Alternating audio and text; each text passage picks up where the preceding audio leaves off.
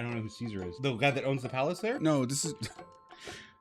But when I go out there and I have my cup of coffee and a cigarette, 2 puffs into my cigarette, I'm like, oop, and I gotta go in the house and go. Because It's so fast. Kill him in a specific order. Ah! Oh!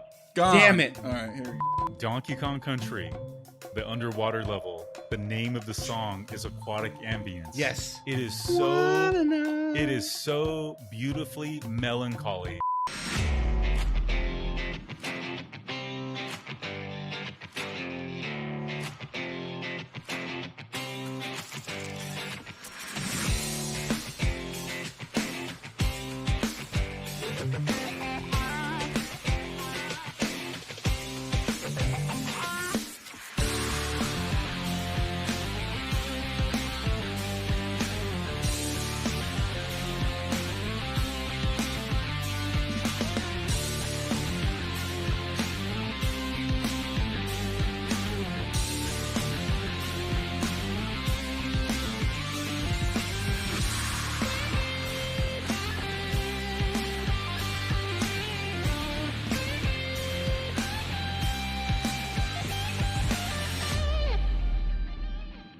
Hey. Want to say more? He wants to say more about San Pellegrino, but today is CG Weekly 389.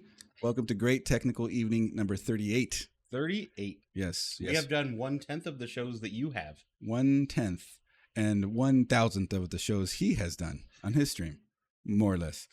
No, If you count all your streams. all my streams. I have almost 1,000 streams. Nope. Keep counting. You had you have more than that. Mm-mm. You streamed a lot more before. I don't think I streamed more than 50 times. If we count your hours. Oh, if you count your hours, yeah, for sure. I'm Chris. I'm Haz. And this is Joseph. Oh, maybe. and I'm Joseph. Heck Yeah. yeah, it all works. It all works. That was Oh, a live test. Mike, check 1, 2. Damn, it's so blown out in your face on there. Yeah. That's you're too just a much. little- We No, need- it's the sun. Oh, from yeah. But we'll get it CG through. Shorty in the house. Hey, Chris brought me this from Vegas. It's Nacho Daddy Stinger, Nacho Daddy's hot sauce. And oh my God, I've been waiting to try it this whole time. Hey, and we have a great show lineup for you guys. Today, we're going to be talking about Superman. This is like napalm orange. Okay. Dog Quince has he snid. Subi wrecked in the house as well. We have a couple of topics as well. Holy hell. This is spicy. Summertime gaming, ambience and mood, milestone machine. That one I'm interested in. The milestone milestone machine because that's a cool phrase. Yeah, it is. Has his blown out too, not his face though. Yeah, it's my butthole. I put a lot of thought and effort to, putting together. And that's the all you agenda. got? Oh, Ooh. The fucking serious look. No. Yes, I'm looking into what milestone machine is. So, what do you think? It's spicy, but it has a good flavor. Your voice like trembling. Yeah, it's trembling. Oh, it's this time of the month. Yeah, we're riding the red rocket tonight. Hello, potato. Do you want to do? You know what? Come on, no, not now. We Why is just it sat spicy? down. The off-screen looks are wonderful. Oh, come on. I waited just for you. No, why you did that? You farted. You guys didn't hear it. Why you did that? It's going away quickly, at least. Yes. But damn it. It shouldn't smell like anything. I haven't eaten anything. You always say that, but when you do it here, I've been around you. It does surprisingly not have much of an effect. It's just air, but when you're Most here, of it's not. I don't know why. Taste was hot with Monster. Thank you for reading that in the correct voice. White. He's saying white. All right, give me some. Oh, you've had it though, right? I know, but not straight on the chip like this. Dude, it was all over. I can't. I'm going to spill it everywhere. It's very liquidy. Just do it over the chips. No, I know, but I'm trying to find you a chip that won't. Dog Quinn said it always smells. Would you like to try some hot? See? That's too much. Yep. That's okay. I'll deal with it. Yeah, I'll just nacho it. Yeah. He gassed me in an antique store once.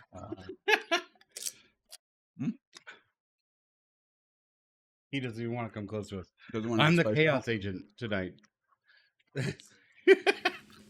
Subi says my wife is in Vegas right now. Hell, dude. Are they at the residency? Want to know something funny? Residency. It's not a. It may or may not It's be. like a Porsche residency. At the Sphere? I don't know who Caesar is. It doesn't matter. I know somebody who's at the show right now. The guy that owns the palace there? The guy that owns the palace. No, this is. It's Caesar. His name's Caesar.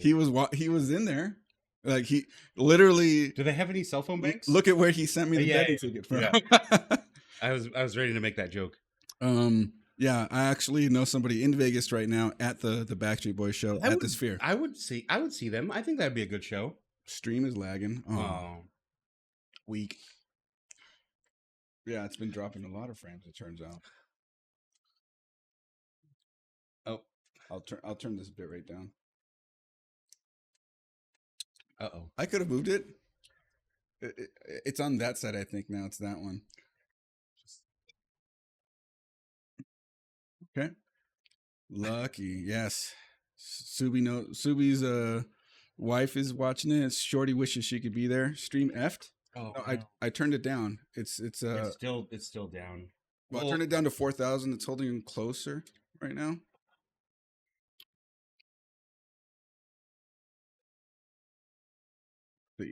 No, it's still working. It's red. I see it. I want to see that number not go up. It's going. Mm-hmm. We need a technical difficulty screen.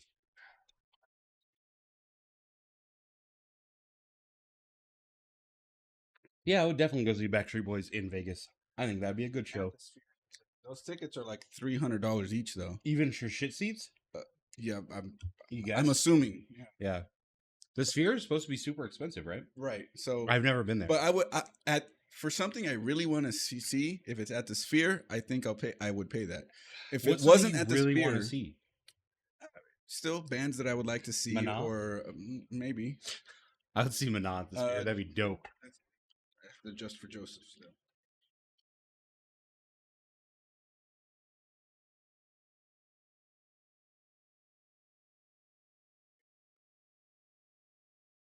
No, that one's like, look at where you're at. Oh, okay.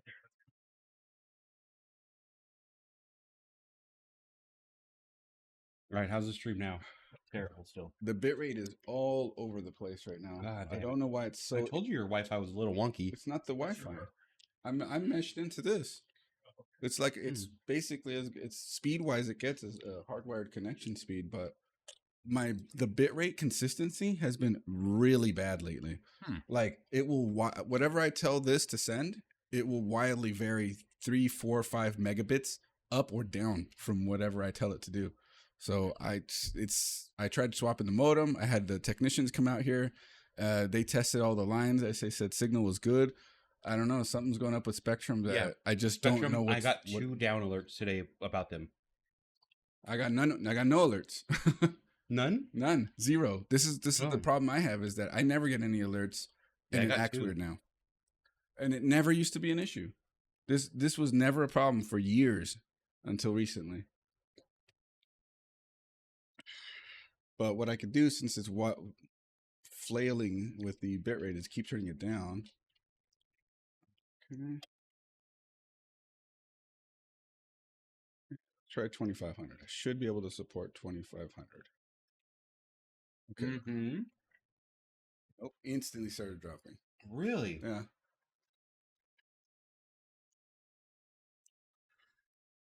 All right, stand by, everybody. Anybody still here? No. They can't hear you ask.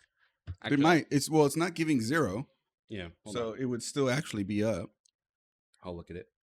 Now it went under 1,000. Now it's to 4,000. The consistency is just terrible. Okay, now it seems to be hanging around 3,000, no problem. And it stopped dropping at that point. See, we're here. We're live.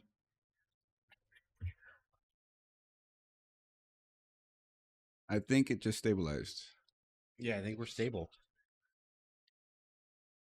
The bit rate's very low, but whatever. I mean, it looks great. It doesn't. Because we're not moving that much either. Yeah. Joseph, pop up in the corner, please. Oh, no. Oh, yes. Yeah, the bit rate stopped dropping. Yeah, okay. Or the bits fluctuating. Yeah. It's still good. We're still good. I didn't hear him talking yours. Oh, I did. Oh, you did? Yeah. Oh, okay. And then I stopped it. Okay. Dogcoin says better. Better, okay, yeah. cool. Refresh. Now, as long as I don't do this, Refresh if you need to. you guys should be fine. Well, even if with that, it's the fact that the whole frame isn't moving that correct. we're okay. I got hit by a mosquito right before the show. Uh-oh. I don't get bit by mosquitoes very much. My shin is on fire That right now. mosquito- I can't stop. That mosquito is probably regretting his decision. Yes. He's like, what did I do? Yeah. My blood disease is going to fuck that mosquito up. Here she comes. Here she Oh, comes. she's bringing you another snacky thing to try. Another Treatums. Another Treatums. Hi. Hi, beautiful. What Treatums do you have All right, now? We're back. We're back, everybody. It looks like it's Salsa pretty stable. picante. Oh, does she? Yes, I did want to try this. Is that it's the same? Oh. Santitas. Santitas. I like their chippies. Yeah, that's what Olga saw. Like, they make salsa too, and then we bought it. Yeah, I would have done the same. All right. Dog Quinn says it's fine now. Sweet. Oh, yeah. Okay. All right, let's start. Let's crack open one. Right? Let's start up. Would you like one of the Coronas? Oh my god. Yeah. Okay. That's fucking great.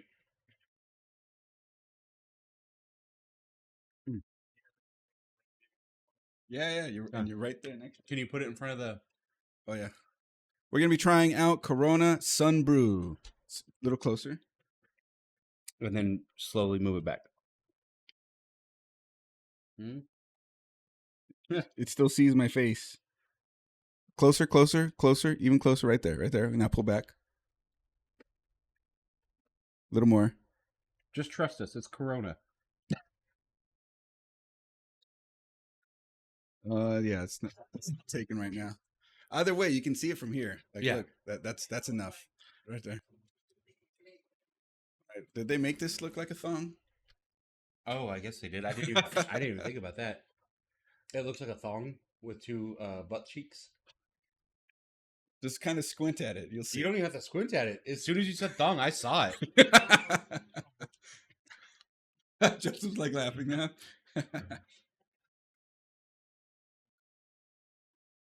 Oh, there's one right there. Yeah, I don't know where my actual good one is.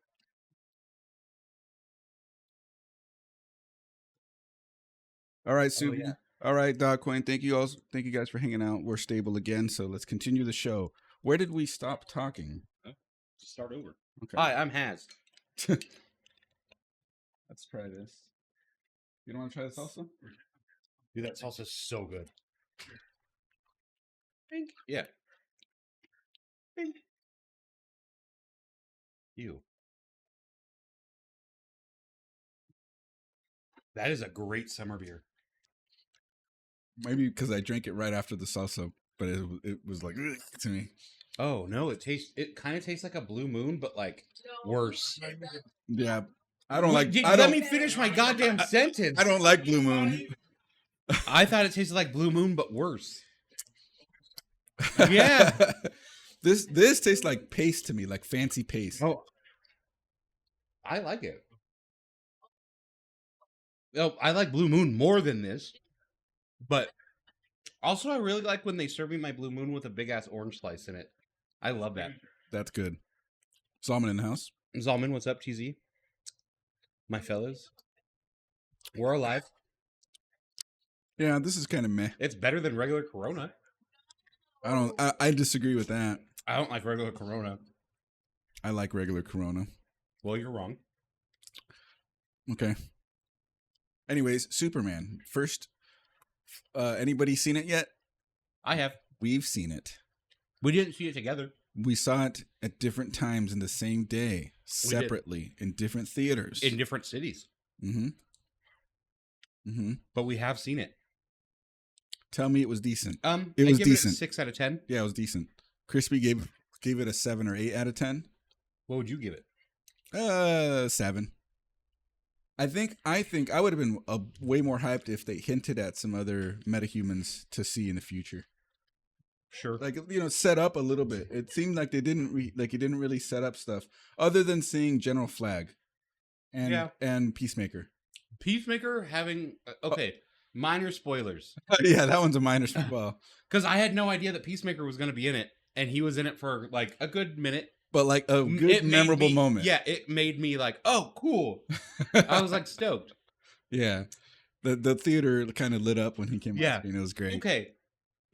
Apart from Superman, because I don't get this, and I really think it's just white people behavior. But no, Sorry, one second. Oh, can you plug the charger into the camera, please? There's a USB charger. It's hanging there somewhere. Yeah. This has nothing to do with Superman or crypto. No, to that camera. That camera. Yeah, on the other side. Right in the back. No, it's On right the there. back. It's on the back. You looked right at it. It's in the back of the camera. Okay, go on, Crypto Superdog. No, it's not about that at all. It's about people clapping at the end of a movie. Oh. Why the fuck are you clapping at the end of a movie? Why are you clapping when the plane lands? Stop. Just stop. Nobody can fucking hear you. Okay, the plane maybe because the pilots can hear you. The pilot can they can appreciate it. The They can directors appreciate of the movie. Yeah. Nobody cares about you fucking going wild in the movie theater after the movie's done. Fantastic Four, but I'm doing it for him. Yeah, I want to see that too. I also want to see Fantastic Four, and I don't care about Fantastic Four almost as much as I don't care about Superman. You know, at least Pedro Pascal wasn't also in Superman. It's a joke. He's in everything nowadays. I was trying to think of a place that I could have put him. Right? No, yeah. Uh, I don't know if he would have had a good place in that. no, he could have been Maxwell Lord again. Was he Maxwell Lord? He was Maxwell Lord in Wonder Woman 84. He was. Yeah. You're right. I forgot all about that. It's these ones. Yeah. Yeah. He literally just could have been Maxwell Lord again. Like, no, you're blinding him. No, that wasn't a terrible movie. Yeah, they can go. 84. Okay, people shit all over that movie. I thought it was a fun popcorn movie. Yeah. Yeah, exactly. 84 was good. Like Pretty much what a movie was supposed to be. Yeah, it was nothing like groundbreaking and crazy, but like I had fun with it the whole time. Mm-hmm. Mm-hmm. Now, was it as good as Wonder Woman 1? No, not even close. But I still thought it was good. Ooh, I love Xena. Zoma didn't like 84. A lot of people didn't. Yeah, but I think a lot of people read it online that they didn't like it and then just decided that they didn't like it. I'm not saying that's you, Zalman, and I'm not calling anybody out for that specifically, but I think that does happen a lot. People are like, oh, this movie's fucking terrible because they read that it's terrible and then they just go into it with a bad intentions. This Corona Sunbrew is actually really good. I'm stoked on it. I'm glad at least one of us likes it. He likes it more and more. Can the button work, please? No? Okay.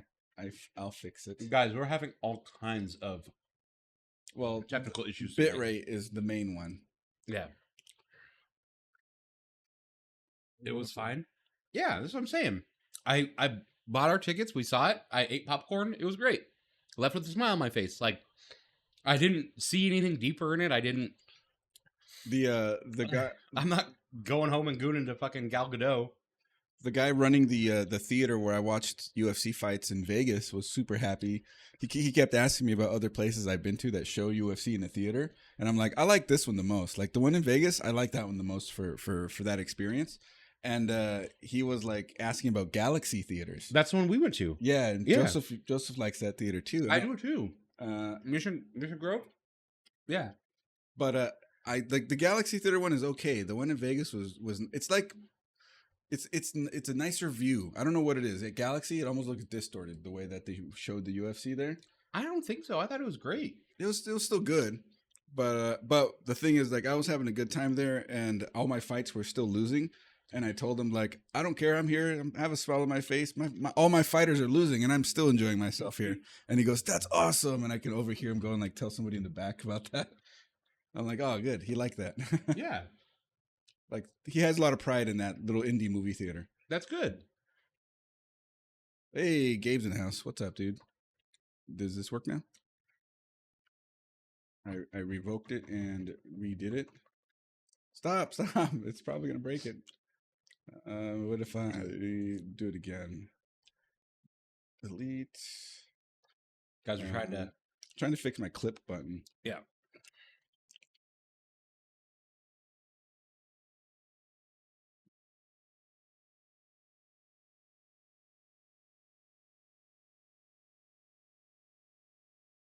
Wow. I don't know. Wow. It doesn't want to work. Man. Are you? Dude, I think it's a good hot weather beer. It's like light enough and there's just enough orange that it's... Oh, I dig it. It's not the best beer I've ever had by any means, but... I'm not dealing with that right now. I'm lurking. Yeah, it's a little thick. Yeah, it feels like it's just like additives. Like they took a regular one and they just poured sugar in it? Something like that. And they kind of do that within the craft beer scene. Is they say it looks like a big tea bag, and that's how they flavor beers. Yeah. They just load that in, drop it in there. That's like the easy way to do it. Your nephew's watching Goodfellas for the first time. Goodfellows, he said. And isn't he... Goodfellows, he said. I did not say that. I said Goodfellas. Sounded like he said fellows. Clip it. Doesn't work. Well, too bad. I'll fix Gone it next forever. time. That's a good one. Yeah. Make sure you get to Casino eventually. Casino is, I think, one of the better mob movies of all time. I like that one. Casino's so good. Yep. And Rain Man's also a good mob movie. I suppose. It's just like how The Green Mile was a comedy. It is. It was great. See, that was your reaction last time. I was editing one of the previous episodes, Joseph, and we were talking about... Oh, we were trying to get him to identify who the main actor in Half Baked was. No, you were trying to get me to identify then for the movie, Half-Baked, period. The movie, period. And then when we described the actor, he said The Green Mile, and then you like said what in the background, and, and we started yelling at him like, "It's a comedy, damn it, a comedy!" So that episode's out now on all platforms. No, just the YouTube. On all platforms. I haven't put the podcast on other platforms yet. I need to do the research. Somebody can help me do the research. Yeah, Gabe. Okay. All right. Anyways, so Superman. Yeah. Easy 5, 6 out of 10, 7. Entertaining, fun. Yeah, entertaining. I ate a bucket of popcorn. Supergirl is now a woo girl.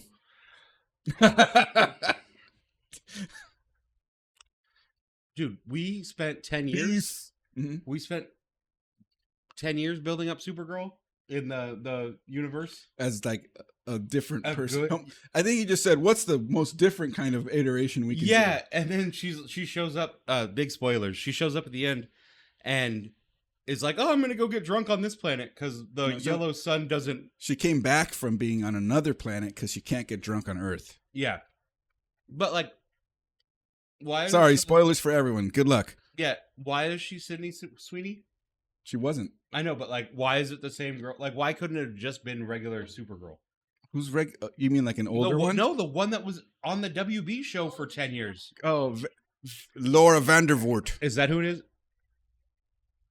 Yeah. Yes. Vandervoort is like in her mid 40s nowadays. No, is she really? Oh, she was in Smallville as like that. How many not years? Small Girl. You said Smallville. Mm-mm. Oh, you wanted her to be the CW. Well, okay, technically that was Smallville's and Yeah.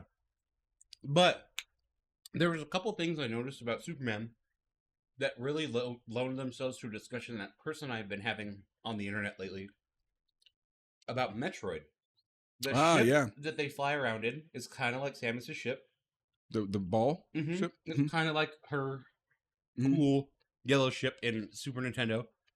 And then the portals that they go through to get to the pocket dimension. Oh, that looked exact. Yeah. There was there was like a whole scene of them going through one portal, running through a pocket dimension, then going through another portal, and I was like, that's just like in Norfair where you're running through that tube.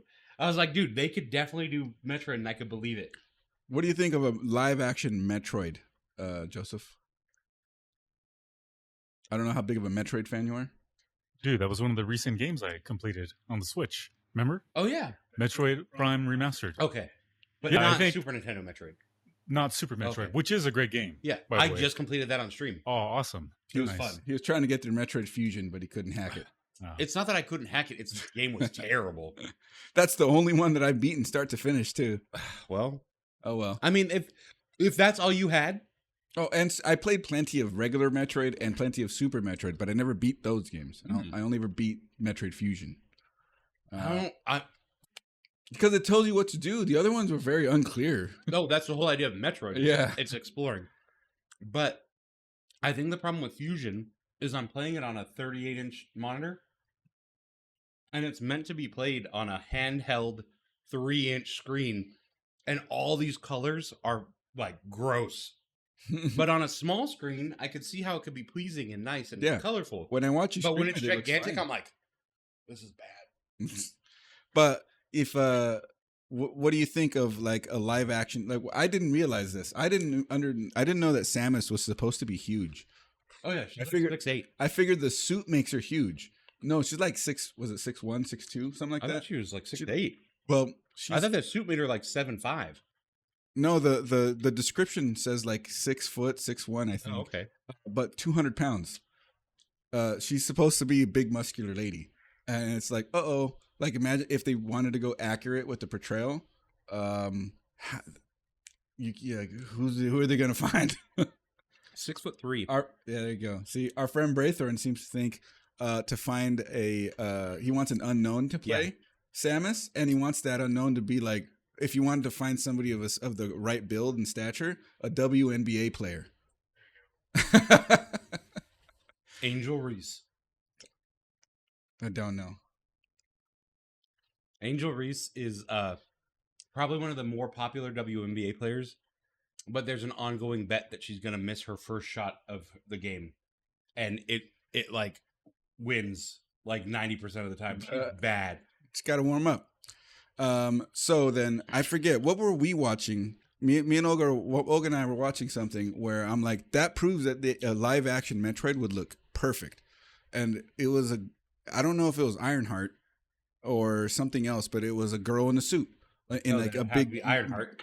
Was it Ironheart? Yeah, because the way they did how she goes in and out of the suit, I'm like, that's awesome. Well, I mean, isn't it just the same as the Tony Stark coming in? Eventually, yeah, I know, but like they eventually even did like what you would think how they would make Samus bigger if they decided to go away of the 6 foot whatever requirement, because she gets into the suit and it like makes her bigger inside the suit, obviously, and they gave the suit like literal like little spots that make her. It makes the feet look like high heels. I'm like, that's kind of lame, but I get it. They do it in all the movies. Wonder Woman did it too. Battle heels. But I'm like, that's perfect. That's exactly how they could do it now. Like, I think that a live action Metroid would be super dope. Yeah. I'd be so pumped on it. And what's funny about the whole thing with Fusion is that I was telling him when I first brought up the topic is that game is the one that I think could make a movie, because it's zero suit a lot. She's out of the suit a lot of it, building up her suit and then fighting the equivalent version of herself as the main enemy of the game. I'm like, that's how superhero movies work. You fight the roughly equivalent and the first one, and then it gets weirder after that usually. Yeah, I'm like, look at the first Iron Man movie. What did he fight? And they even discussed having him fight one called Dynamo, which is a more electricity-based Iron Man. But it was very much normal size guy, not big monster that looks like a villain. So they're like, nah, let's go with the big one. Yeah. I didn't like Jedediah Stone in that movie. Jedediah Stone, not Obadiah Stane. Is that who it is? Yeah, it's Obadiah Stane. Then who's Jedediah Stone? Isn't that from like Simpsons? Maybe. Here we go. The computer in the pocket. Research. I was talking about this today. Jamie, pull that up. With my godfather and my wife about how like I kind of miss the wonder of pre-computer in pocket days, because old school Superman from the 50s is George Reeve. Yeah. And then it was Christopher Reeve. Which is weird. And I said, oh, that's his son. And Bob's like, oh, that's so cool. And I was like, I don't really think it is. Like, similar last name. They have almost the same last name. Which is crazy. Yeah. Reeve and Reeves. Yeah. And then we looked it up and George never had kids. But I was like, I kind of miss the wonder that you had and the misinformation that you would spread without having a computer in your pocket. And now misinformation spreads like wildfire. No. Anyways, so let's get started on the first topic today. Hit us with the first topic. That was just a side. At the beginning.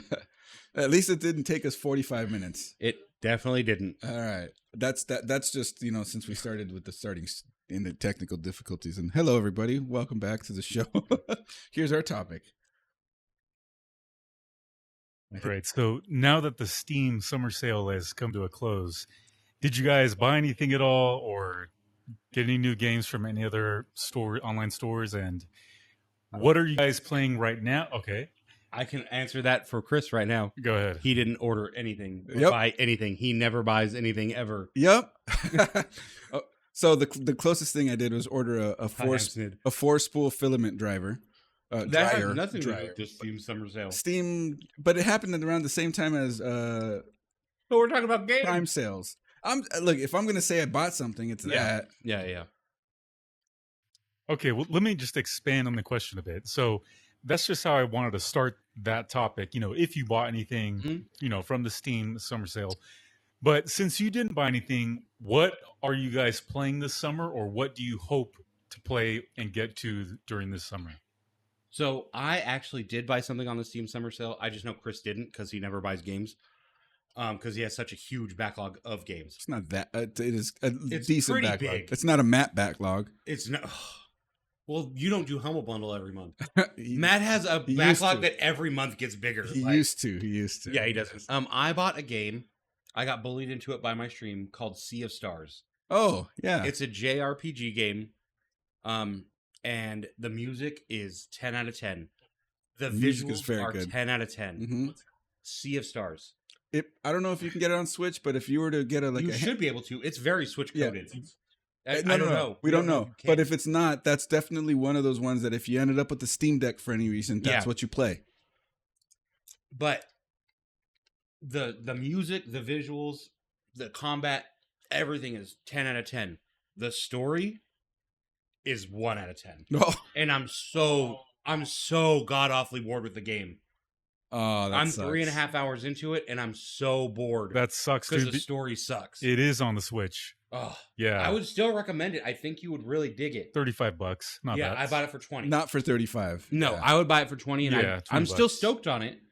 But like I'm playing it, and I'm like huffing through, and I'm like, can the story get better, please? And you said it has a good soundtrack? Do this. Great Dude, soundtrack. It's just like Secret of Mana. Secret, yeah. It's like very Legend of Zelda, like I would say to me, like because I don't know why Zelda 2. Okay, I do know why because I was very little, and every now and then we would just leave the game in the at the And intro listen to screen it? in the console and just listen to it because it had a very mysterious sounding intro track. yeah.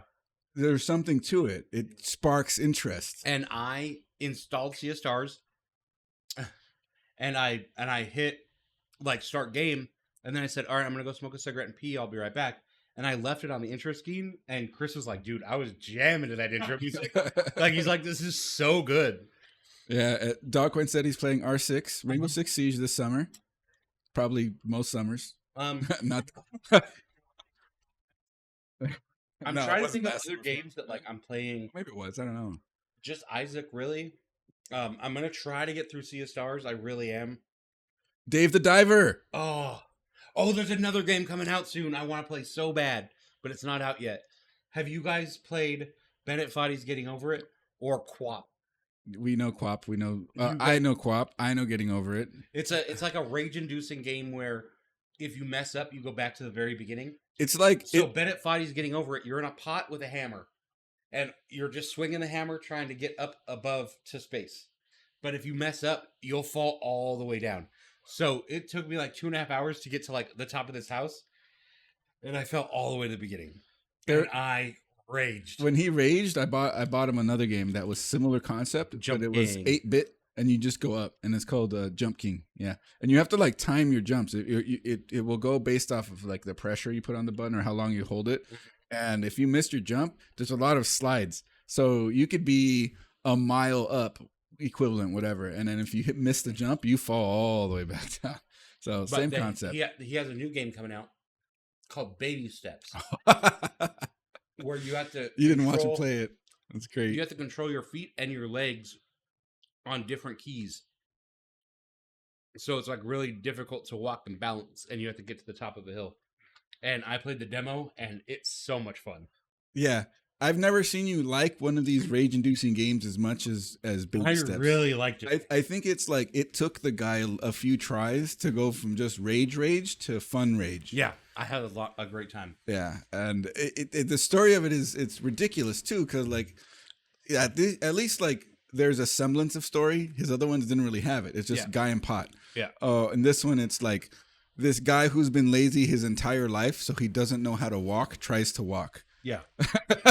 That's the story. He lands in another universe or something from somewhere, whatever. But whatever, you know. All right. So where are you going with this, Joseph? Like after? Did you buy something? We need to hear your thing. He bought Sea of Stars. I bought nothing. What did you get? Well, hold on, because I know the answer, at least for one part of the question for you, Chris. What are you playing right now? What am I playing right now? Because I know what you've been playing. Oh, I know what you've been playing as well. I think everybody knows what I've been playing at this point. Fallout New Vegas. Because I tell you what I'm playing. I'm honestly surprised you're still playing New Vegas.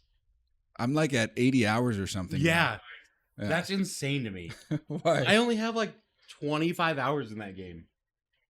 And I beat it. Because like, look. But I didn't do any of the DLC. Maybe it's like to me, it's like tickets, right? Quests are like tickets. Yeah, exactly. Because if I just talk to a random NPC and it adds to my tickets, I'm gonna go complete the ticket. It doesn't matter. I can't, as in like an IT ticket. Yeah, an IT like because of my work. So I can't get a ticket in my queue and ignore it. And as I work through the main quest, I can't play that game, any game like that. I have to do everything if it pops up in my queue to go do it. Yeah, that's it.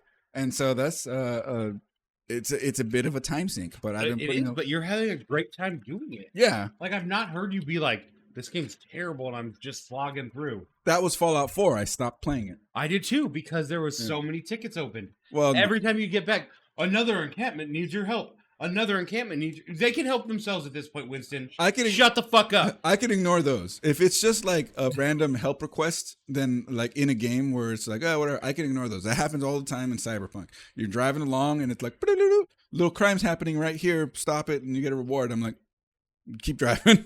I'm on an actual quest in my queue. If it's not there, I can ignore it. Okay. Yeah. If it's whatever. I'm not going to answer like a How old? Do you know the answer to how old New Vegas is? 10 years. Good. That's how old Fallout 4 is. That's what I'm saying.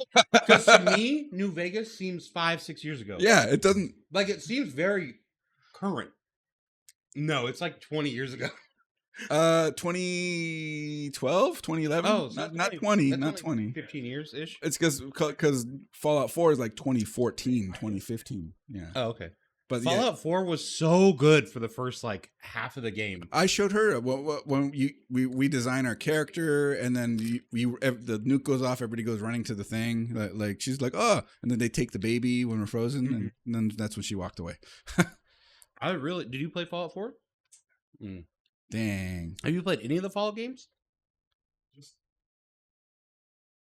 So Fallout 3, I don't have New Vegas, but I have the standard Fallout 3. Played it, didn't run really good on my PC at the time, so it's on the backlog. Fallout is Fallout New Vegas Fallout 3? No. I thought it was. Nope. Oh, I thought it was like Fallout an expansion 1, 2, New Vegas 3, 4. No. Right? It goes 1, 2, 3, New Vegas 4. Oh, gotcha. So we're both confused on. Yeah, because I always thought that New Vegas was DLC. DLC to Fallout 3. It comes. I think it was like kind of. I think it kind of was, but not really. It comes off that way because they basically use that engine, and the game to me looked the same, and that's one of the primary reasons I skipped it back then. And it's like I knew it was a game that was being worked on by the original Fallout 1 and 2 people, not the Fallout 3 people. And I'm like, awesome. And then I just didn't buy it. And I see now they got screwed. Those developers got screwed first and foremost because they got treated like a third-party redheaded stepchild through the process, and even now, because that's the only one that they've made in the modern era. Oh, but then second, that means because they didn't really get the resources that they needed to make the game run well, because it ran like shit on my computer. It did.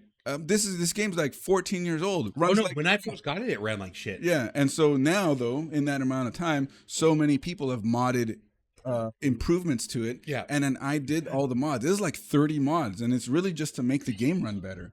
And it does. It looks better, runs better. It's solid. I get all the FPS. And when he accidentally kills people, he could just reset. No, that's just, I didn't change that. I'm still playing it vanilla-like.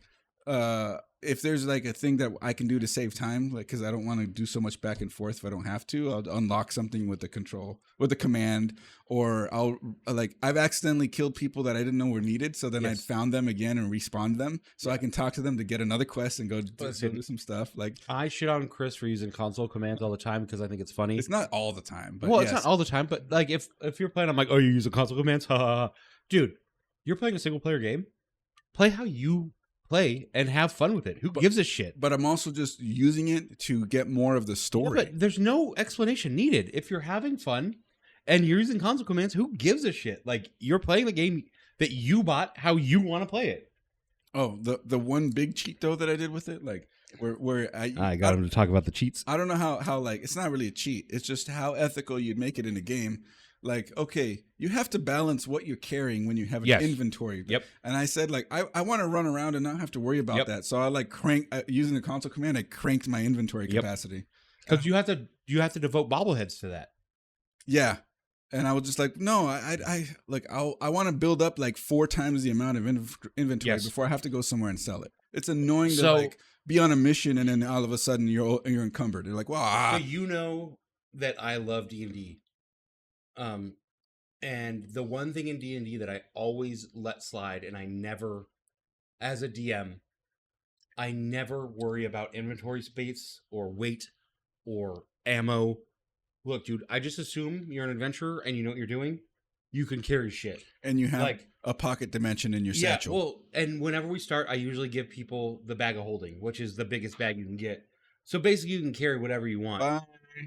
Like, I don't understand, like, dude, I'm not here to do math about pounds that I can carry. Like, that's the one thing about Resident Evil that pisses me off the most, is that I have to run 10 rooms over to deposit a key to get another key to run all the way back. Like, I get it. It artificially inflates the game length and stuff, but like, dude, I can carry more than fucking one key at a time. Yeah. Shut the fuck up. I have 30 pockets. I'm wearing cargo pants.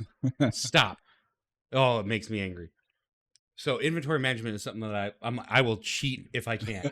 100%. I did it in Baldur's Gate. I do it in D&D. If I could do it in Fallout, I would. So is that your answer for what you're playing? Is maybe Sea of Stars, but mostly Binding of Isaac? Yeah, I play Binding of Isaac every single day, and I think instead of playing a lot of video games, I'm building way more gunpla than I ever have. He's playing model building. All right, now your turn. You know the answer, Chris. What have I been playing? Dad Simulator 2025. Well, Dad Simulator. On top of that, you're being a dad. I do that in real life. It's not a simulator. It's not a simulator. It's not a simulator. Well, it's kind of a simulator. It's damn it. What was it? It wasn't an Assassin's Creed game. No. In my head, I'm thinking I'm stuck. Not God of War. Okay, that's like ancient times. This is way more in the future. Because you were thinking of Assassin's Creed, right? Yeah. Okay, But the thing is, I know the game that I'm thinking of, but I always forget the actual game. I know the knockoff. Do you want me to just say it? No. I'm gonna say it. Maybe he can connect the dot. Okay. Do you know what it is? Yeah. He's seen me play it online. But all I want to say right now is Siphon Filter, and I know that's the wrong game. You are so close. See, hold on. I'm getting close. 0 from Rainbow Six Siege. Who's Zero? That's what I'm trying to think. It's fuck. Don't say it. Old Man Assassin. Yeah, it's not Metal Gear. Hangs upside down. You guys are literally, I know what it is. You guys are I played it. You guys are at the heels of it. Hold on, because it's not Siphon Filter. It's still green. Okay. Yes. There's several of these games. I know. Yeah. Several. Splinter Cell. That's it. Yeah. I knew I knew what it was because Kat's dad loved those games. Oh yeah, dude. And he would sit there and play them for hours. Nice. Yeah, dude. Splinter Cell, Chaos Theory. Is that new or is that an old? 20 years old. Hell yeah. And does it still hold up? Dude. So I bought this game originally back in 2005 when it first came out. And I think I just got sucked back into WoW. with my friends because that's when the original WoW came out at the time. I can move it over here. It's got a gimbal. Okay. You were like completely into the side of the shot. No worries. It's all right. I fixed it. Yeah, so I bought that game originally when it came out in 2005. So it's really crazy to think it's a 20-year-old game.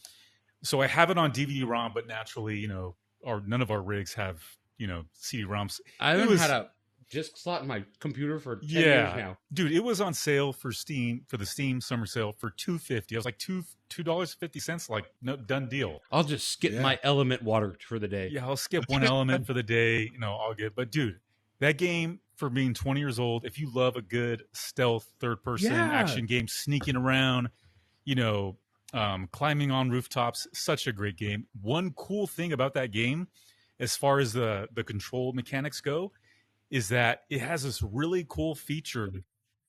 Like in a game, like there's basically just walk or run. Yeah. Those two options. Yeah. With this game, you control the speed at which you walk with the mouse wheel. So you can pinpoint how quick or how slow you want to walk. I think they had that in Hitman as well. Possibly. I never got into that series, but I like that. Same, Zuby. Same. But yeah, I mean, dude, it's a really good game. I'm having a really good time playing it. Stoked, dude. Yeah, it's cool. I'm stoked that you're having a good time. Yeah, it was a good find and a good reason to complete one of the games on my backlog. Mm-hmm. Okay, look. Yeah. Okay, look it. The doggy. Hey, can we have a Baja Blast? Okay, yes. So well, let's finish the topic. Yeah. All right. So that's it. That's the only thing you bought too? Yeah. You only spent $250? Well, because I'm still working. I only bought it. You have a backlog. Correct. Yeah. And the only reason why I bought that game is because it's on my backlog. So I thought, hey, it's only $250. I haven't beat the game. Why not? Might as well. Any degree of remastering on that, or is it literally just the OG game? It just still happens to work with Windows. Yes, but it does. The only downside is it does max out at 1200p, which is fine. That's not too bad. It's not bad. 1200p, but it runs flawless. It's a great game. Yeah, it should, right? But it's also cool to go to a game like that where, you don't have to have an account for it. There's no like crazy patches. Like you just buy the game, you download it, you play it, and you just play it, and that's it. So that's what I really liked about Sea of Stars, is that I downloaded it, hit start, and I was playing. Like there's every time I open Rocksmith, which is where I play bass or guitar on stream, like I have to log in, and then I have to verify that I'm me. And I'm like, dude, every time, fucking kill me, dude. No shaders, no waiting, game needs a restart. Yeah. Oh, dude. So I keep Rainbow Six up to date so I could play with my friends like once in a while. Like, yeah. And I kept it up to date, and one time I guess I missed the update. And I like wanted to play with them, and I was like, oh, hold on, I just got to download this update. 45 minutes later, I was finally like, okay, I'm in the game. I get in the game, it said shaders. And then it said, okay, you have to restart because of anti-cheat. And I'm like, so an hour and 15 minutes goes by and I'm finally playing with my friends. And I'm like, this is why I hate these games. I just want to play games. And like by the time you finally got in the game, I bet you were like, your mood was totally. Yes. Yeah. You just weren't like as excited. Yeah. So that brings me very, very like a tangent topic, because it gets to a LAN party. You have to update everything. Yeah, right. And so things like we used to talk about it, a Steam cache or a LAN cache, right? So that way all the updates and all the stuff are local in the network, and you don't have to pull it from the internet. Yeah. And I just watched a video of somebody setting that up in their upcoming LAN center. They already have a date. I don't think it's known yet, but a big giant LAN party is going to happen. Uh-oh. I've been prepping this guy. I don't know if he started the process yet. I haven't. We will need a passport to go to this LAN party. And I'm hoping you'll be able to join us. We'll see. Right. But it's in Vancouver, Canada. So, it's been approved. We might not need a passport for that. I mean, what? Oh, because no. Because Canada wants to take over Washington, Oregon, and California. Oh, stop. That's not going to happen in the next 6 months. Subi don't need a passport. But yeah, so I think that'd be interesting. And Olga commented something that we've experienced in our LAN parties. She's like, "What's the point of going to just a big room where everyone plays games? Like you already do that, internet, like." And the thing is, Linus has actually had that conversation before, and he goes, he's on the same thought. He doesn't want LAN parties that he hosts special events for to just be a room where people play whatever they want. He wants to set up tournaments. He wants to have a stage. He wants to organize 1v1s. An organized event. Yes, he wants it to be an organized LAN party where everybody, or at least a giant chunk of people, would join in on the one thing that everybody's doing. And I'm like, okay, that sounds even better. Like than normal. I mean, sure, whatever. You don't have to go by everything by that, but if you really just want to play something on your own. But the fact that there's more effort into it than just, whatever, an event and people can play like other LAN parties are, I think that's an attractive thing. So I want to go check it out. I mean, I wouldn't mind checking it out. I think LAN parties are a waste of time. The only reason I like coming to LAN parties at your house or Matt's is because it's friends. Like, playing games with friends is great. But the actual LAN party itself, I'm like, meh. I just like being with friends at their houses. Chris and I beg to differ on that. We like both. That's fine. We like both. Yeah, we like both. You don't have to beg to differ. You could just differ. I'm just playing. It's okay. You don't got to beg. We still have to do LAN party part 2 at your place. Yeah. Because we did one at his place once. Yeah. Mini LAN party. It was just 3 of us, Matt and him and I. And it actually started outside, and then we picked up our stuff and went inside. It started to get cold. Yeah. The one LAN party I had the most fun at was Jason Dolphin. It was an Xbox only LAN party, and we just played Halo. Crossover cables. Dude, let's go. It was so fun. Dude, I didn't know. That's awesome. I've actually been to one Halo party with 2 Xboxes networked together. Yeah, such a good time. We had Super 5 fun. Xboxes. Wow, and 8 TVs. Nice, dude. Look, Subi says that a Washington enhanced ID can let you cross into Canada without a passport. I didn't know that. Yeah, border states. Just like we can go to Mexico right now. I still think Mexico won. Well, I can go to Mexico right now. You just can't come back. Well, I can. I can. Oh, yeah, I can. All right.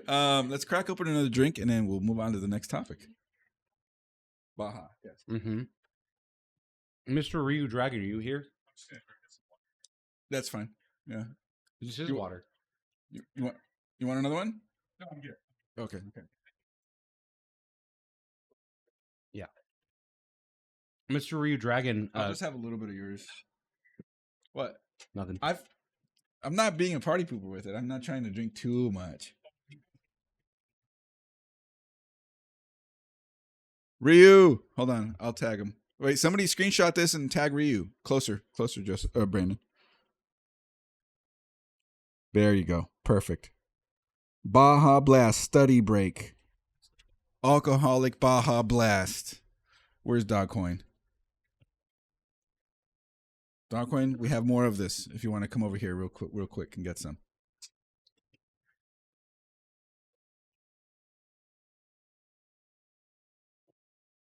What? Here, I only want a little bit. Unless that's for you. No, it's kind of the color of Baja Blast. Baja Blast, neat. Kind of.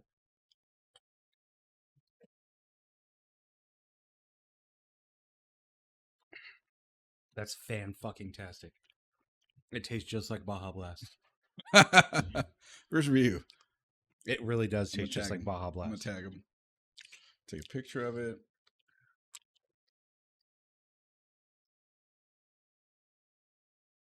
I mean, I guess.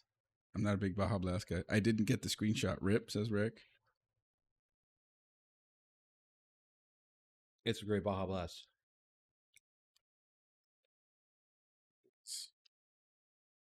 Yeah, so Ryu sent me an Instagram reel earlier this week about the Blast of Baja by Steady Break. Yeah, but you can still tag him in Discord. Which I did. Yeah. And so when my liquor store had it on their Instagram story, I said bet, and I went and got it. They have this. They have Hawaiian Punch, Vanilla Creamsicle, and you hear that, Olga? alcoholic Hawaiian Punch. Oh, white gummy bears. Alcoholic white gummy bears.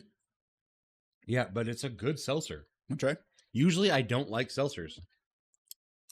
She doesn't like Baja Blast. Am I really the only one that likes Baja Blast? Oh, I mean, his hair is Baja, Baja Blast, Blast, so. Yep. Oh, yeah.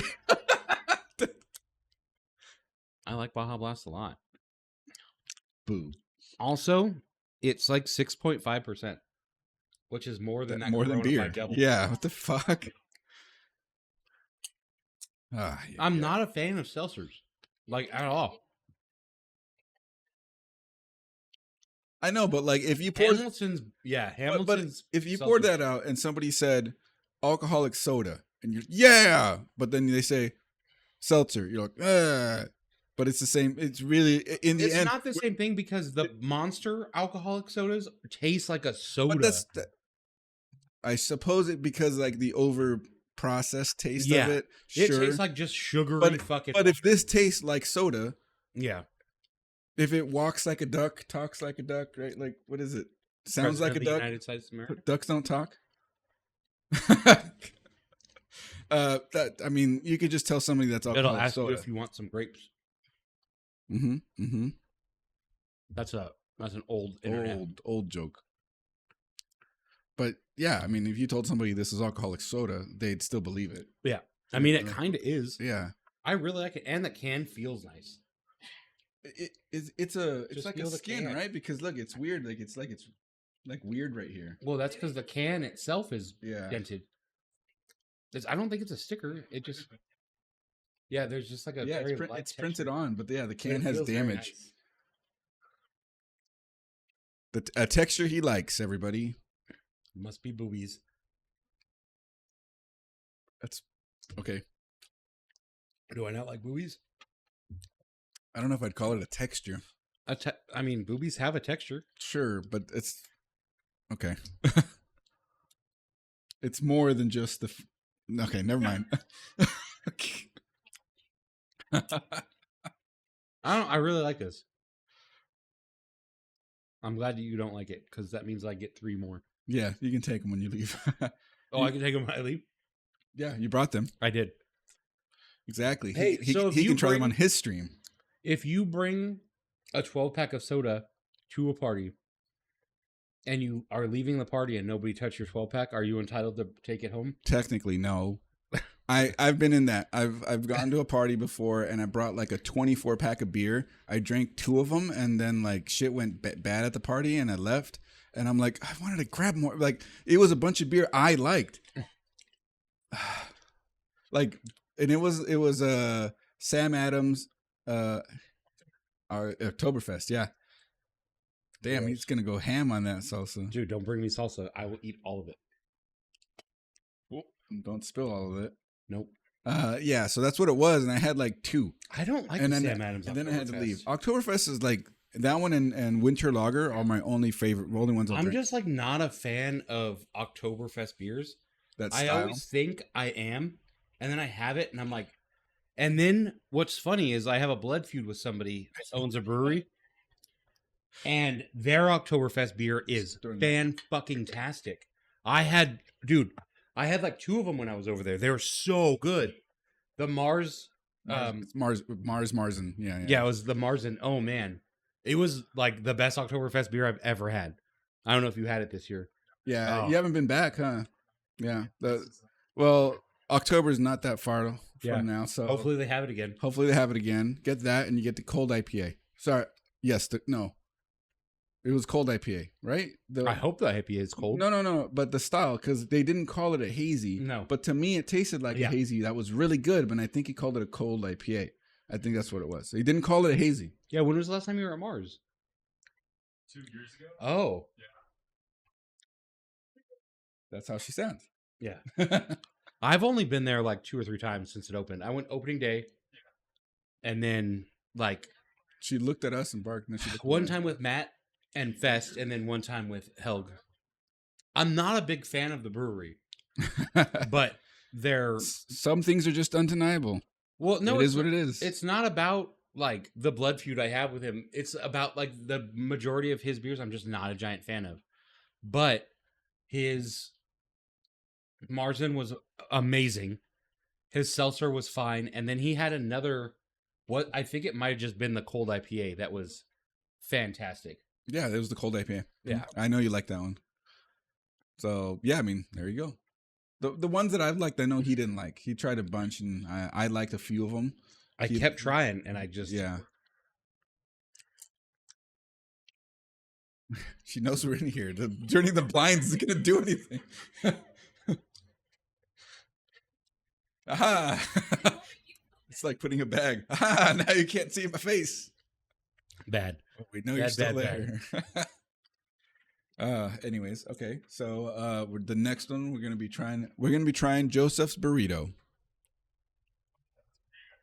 Yeah. Oh, she wants to try margarita too. Okay. Let's go. Yeah. That's what it is. Topo Chico margarita.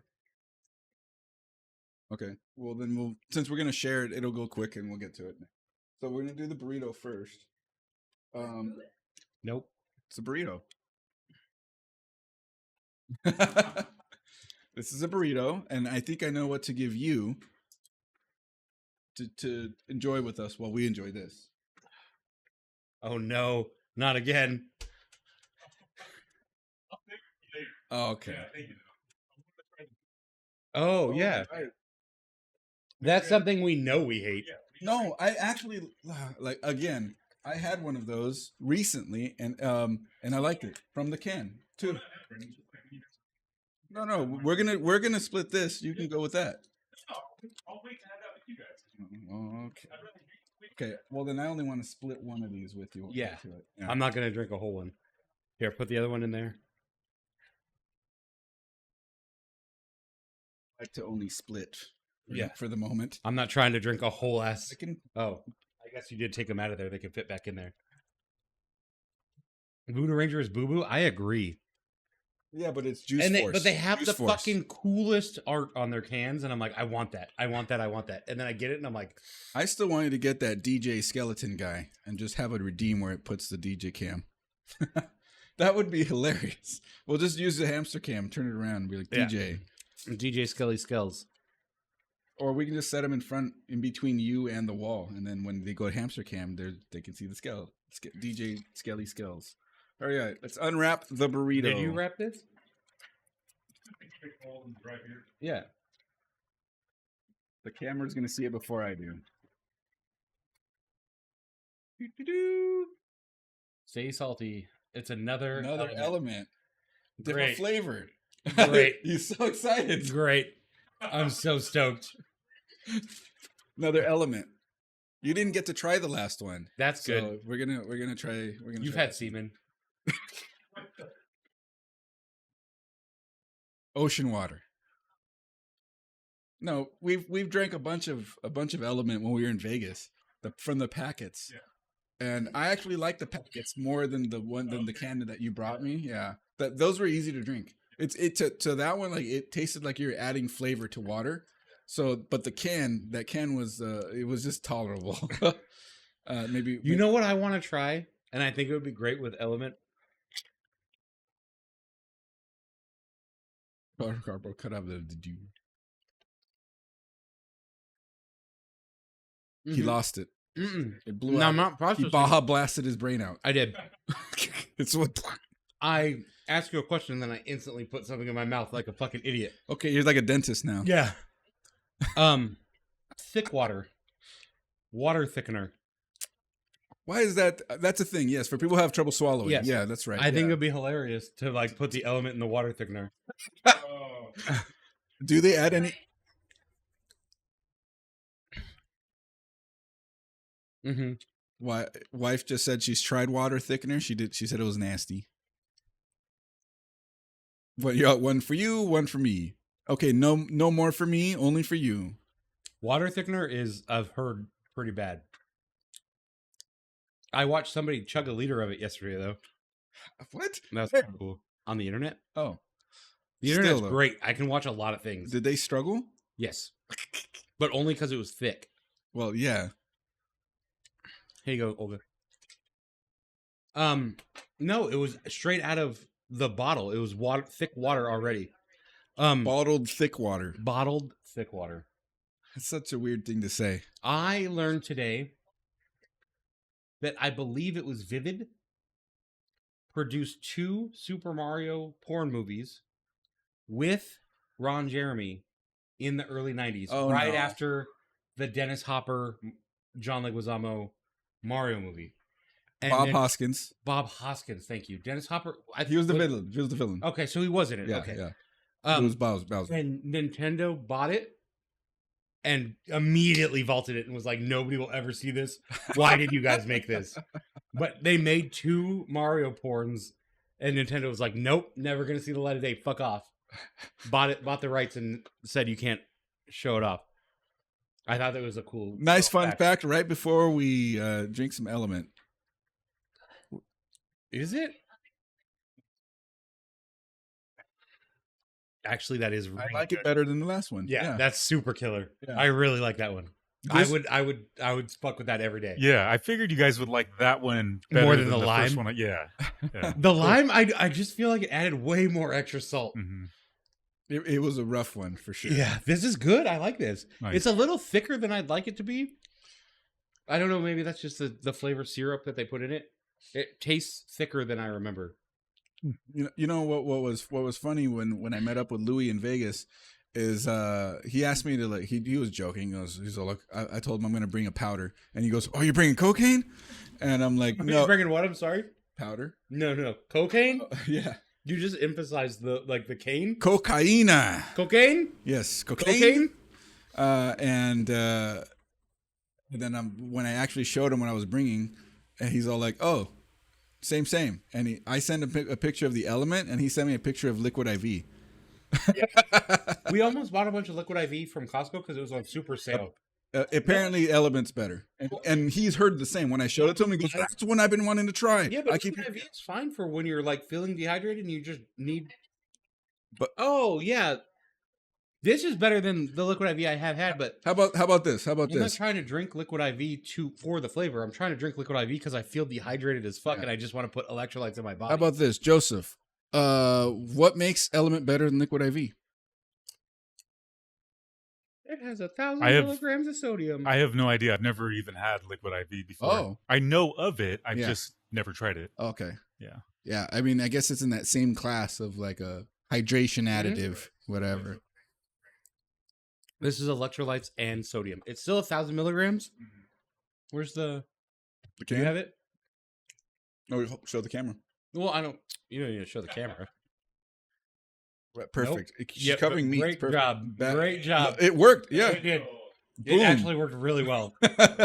He started off sarcastic, but because you're like completely to the stage right. But it's to cover me. Yeah. It covers, yeah, it's fine. You did perfect. That's great. Yeah. Yep, that's it. No caffeine. I just want to see. No caffeine. Is there going to be a caffeinated version? Probably not. How long has this been out already? Element's been out for years, but the sparkling canned Element has only been out for maybe a year. Okay. I think so. But you don't think they'll ever add caffeine to it? I don't think so, because that's not what it's designed for. It's designed meant as a hydration beverage. Right, because like coffee and caffeine, and correct me if I'm wrong, is a diuretic. Like Diuretic. Diuretic, thank you. Yeah. It does. Every time, dude, I wake up in the morning and I go outside and I smoke my cigarette. Stimulant. It's a stimulant, yeah. And I can sit out there and smoke my cigarette and be fine. But when I go out there and I have my cup of coffee and a cigarette, 2 puffs into my cigarette, I'm like, oop, and I gotta go in the house and go. That's so fast. 2 stimulants. Yeah. But like my cigarette is also a stimulant and a diuretic. Like usually cigarettes will make me poop in the morning too, but like lately it hasn't. But like if I do the cigarette and the coffee, I'm like, oh, I'm gonna shit my pants. Well, yeah, that's double dose stimulant. Diuretic. The fact that it's a diuretic doesn't mean anything to the fact that it's a stimulant. They're independent of each other in that regard. So yes, if you go double stimulant, you're definitely gonna go run into the bathroom real quick. But what's crazy is like stimulants to me. Like a cigarette isn't a stimulant to me. A cigarette is a mellower to me. But that's because of how certain physical functions work. Yeah. And in the case where you need something like ADHD meds. Yeah. Stimulants bring you down instead of pull you up. Yes. It's an interesting dynamic. It's dumb and I hate it. But it explains why I see a lot of people smoking. Why? Calms them down. Oh, yeah. Right? But you put it right where I can see Joseph. Like, but it was literally like, as long as I open both my eyes, I can see him perfectly. Just like that. That'll never happen. He wasn't joking? I missed the context. About I don't know, insulting Olga while she put the can up to the camera. I don't know. Oh, maybe. Yeah. I don't know. Hey, does anybody like Gundams here? I don't know. Where are they at? They showed up first. And then we started talking spoilers and everybody left. Yeah. Well, I mean, I don't think anybody cares about Spider-Man spoilers. Spider-Man. We definitely saw Spider-Man today. 1,500 milligrams of salt or of caffeine? Oh, but okay. Or so, cocaine. So, Rec, I don't know if cocaine? Stop. I don't remember if you were here for the when we initially tried the element, and Joseph talked about sort of a misconception to do with sodium. Sodium intake, yeah. Right. And so in some circles, according to Joseph, it's up in the air. We'll put it that way, right? Hey, eat a chippy and then drink some element. Talk about salt overload, dude. Wash it down. Yeah, wash it down with the... Oh, my God. It did. It really enhanced the flavor of the element is what I'm trying to say. Like, I got the black cherry big when I got the salt bomb. No? I'm a salty guy, though. Oh, yeah, I guess. Yeah. Give us a little TLDR since we're trying element right now again. For those that weren't here in the last one and didn't hear his spiel, here we go. Shorter version. Yeah, so really short version. Definitely not an expert. Go do your homework. But the guy that is gospel. The guy that started Element, his name is Rob Wolf. He's a former biochemist, New York Times bestseller of the Paleo Solution book. His second book was called Wired to Eat. But he's just a really smart, talented individual that did a deep dive into what is the appropriate amount of sodium intake for an active individual, for someone that... for an active individual. Yes, he did jiu-jitsu. Correct. He does Brazilian jiu-jitsu.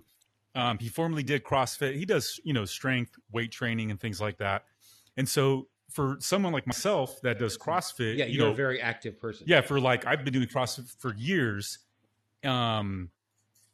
Taking Element daily, which has 1,000 milligrams of sodium, has definitely stabilized and increased my energy levels, throughout the day. And that's the part where it was like nobody really talks about sodium in relation to energy levels. Yes. Right.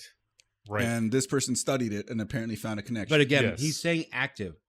So if I drank one element a day, I think it would just go to my feet. And it could do a disservice. It to could you. because I'm not active. I thought feet fall off thing was diabetes. This is hypertension. Well, yes, true.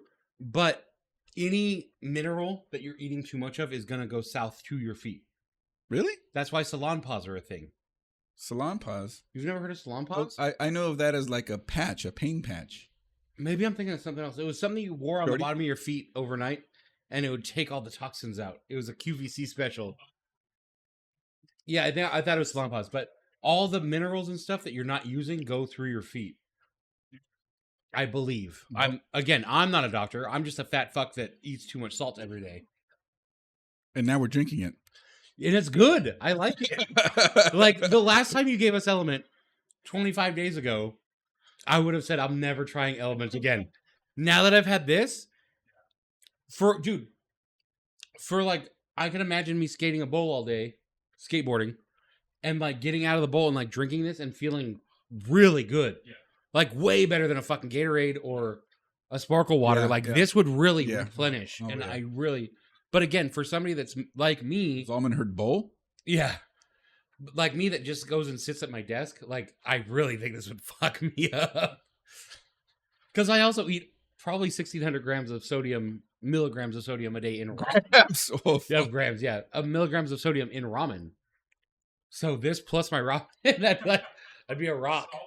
Yeah. And like with top ramen, I didn't care to drink it. Like I would eat the noodles and they'd be wet. And Correct. I'm like, that's good. But there's a tonkatsu one that I like now, and I want to drink the whole thing. It's Dude, tasty. I gotta give you a couple. You don't do instant noodles? I have one now. It's soupless. It's called Indomie, and it's called Migarang. And it's you just said a bunch of words that sound Greek to me. Indomie is Indonesian noodles, uh-huh. and Migarang is the flavor. Okay. And what you do is you put the packets in the bowl, and then put just the noodles in it. So there's zero dry noodles. It's not dry noodles because they're still wet, but there's no soup.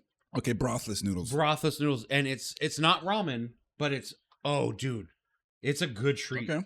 And it's not as salty as ramen, and then you're not thinking about drinking all the broth.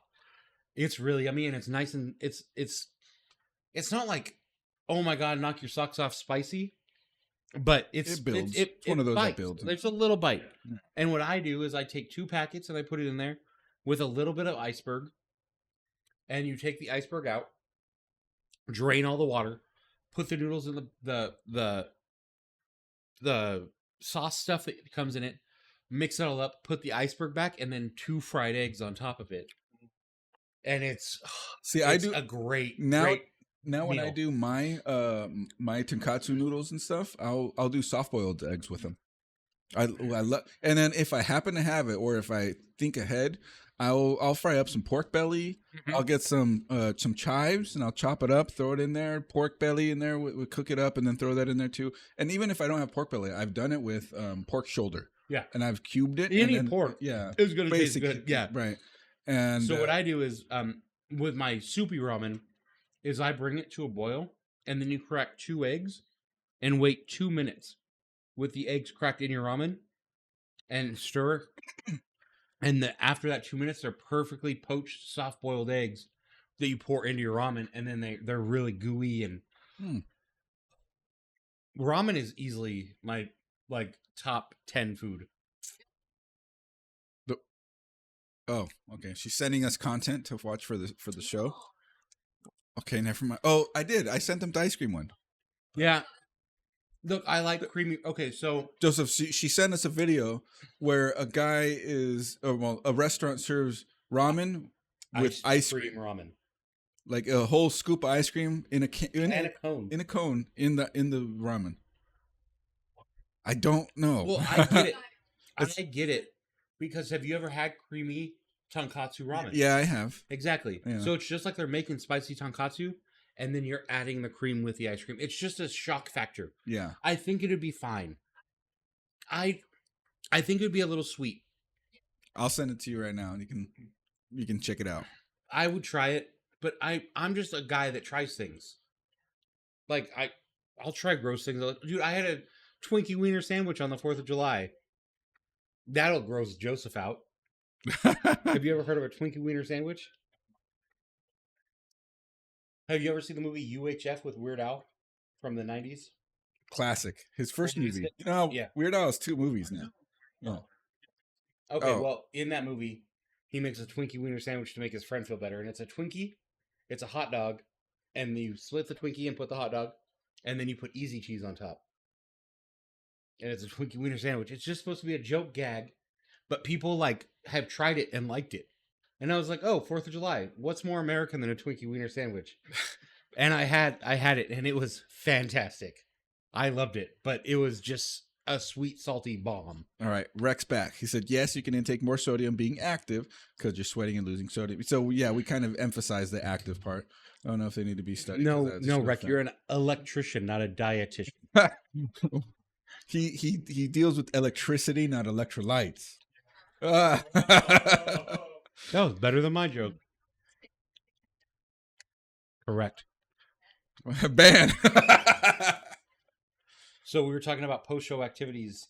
We usually get tacos, or one time we went to downtown and got all even more schmammered. Like we usually do something after stream, and Joseph has to.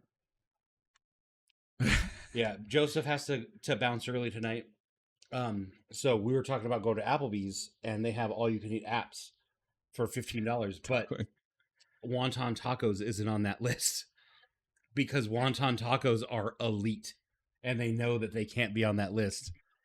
Can you imagine all you can eat wonton tacos? And they're so small. You could probably put away a ton of them. I could probably put away 30 of them. Easy.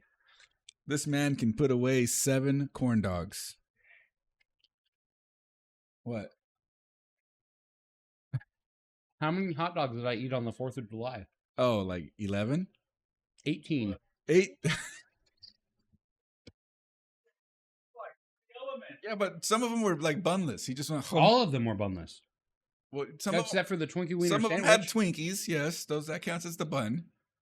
Yeah, I don't eat buns on my hot dogs. I don't like the bun. That's like going to get tacos and then saying without the tortilla. Just have you not ever eaten 18 tacos in one sitting? What's the max tacos you've eaten in one sitting? 2? Oh, 4 is a good number. That's a nice normal number. You only ate 4 at your birthday?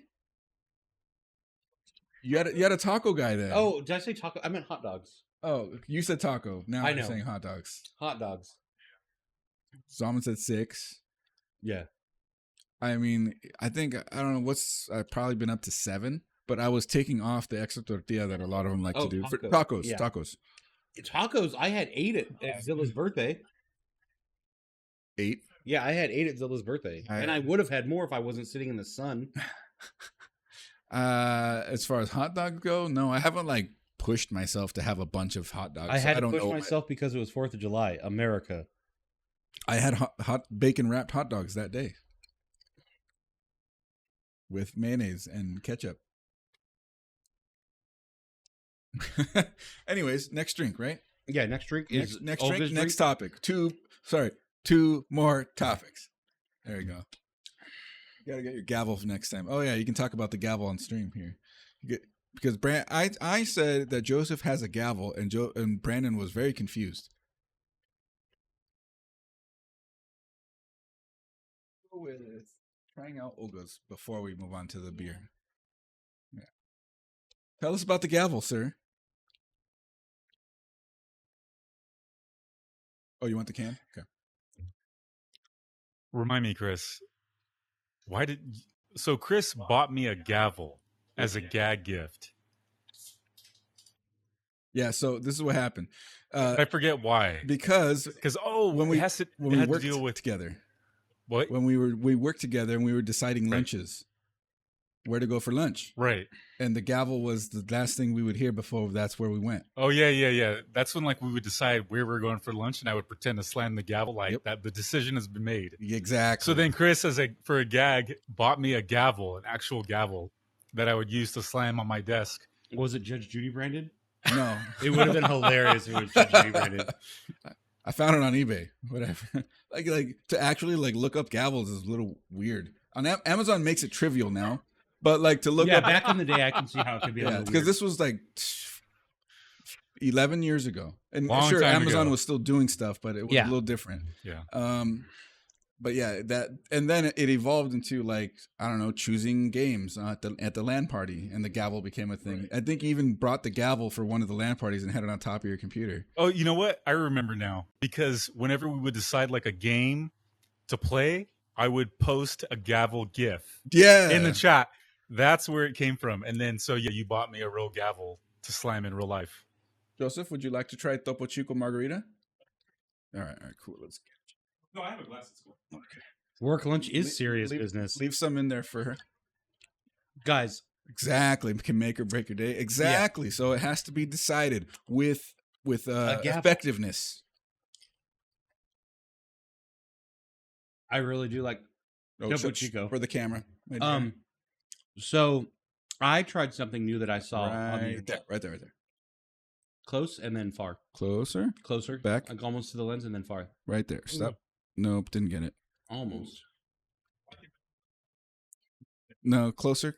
Cover your eyes too, Brandon. Okay, closer. Slowly back. Slower. It doesn't want to get it. Oh my gosh. Come on. Oh, there it is. There it is. Now bring it down like an inch.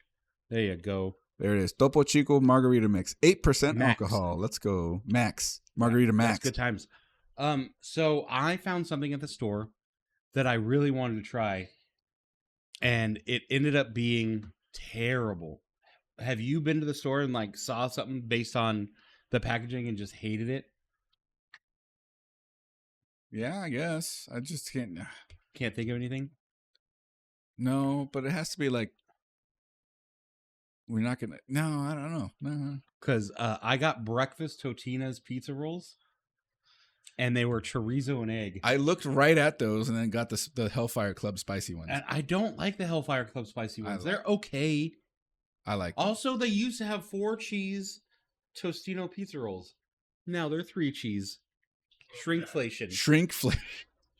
They charged me the same amount, but they took 1 whole cheese away. See, Angry. like now, like Tracy Morgan won't eat it. There's an SNL joke where Eddie Murphy was pretending to be Tracy Morgan when Tracy Morgan was next to him. It was great, but he was saying that he's rich now and he won't eat anything that's less than 4 cheeses. So if it's 3 cheese, he won't eat it. If you knew the joke, it would have been perfect. But that's a good joke. Yeah, I get it. Sure, buddy. We'll let you know, Zaman. It's definitely a possibility, but that's your decision.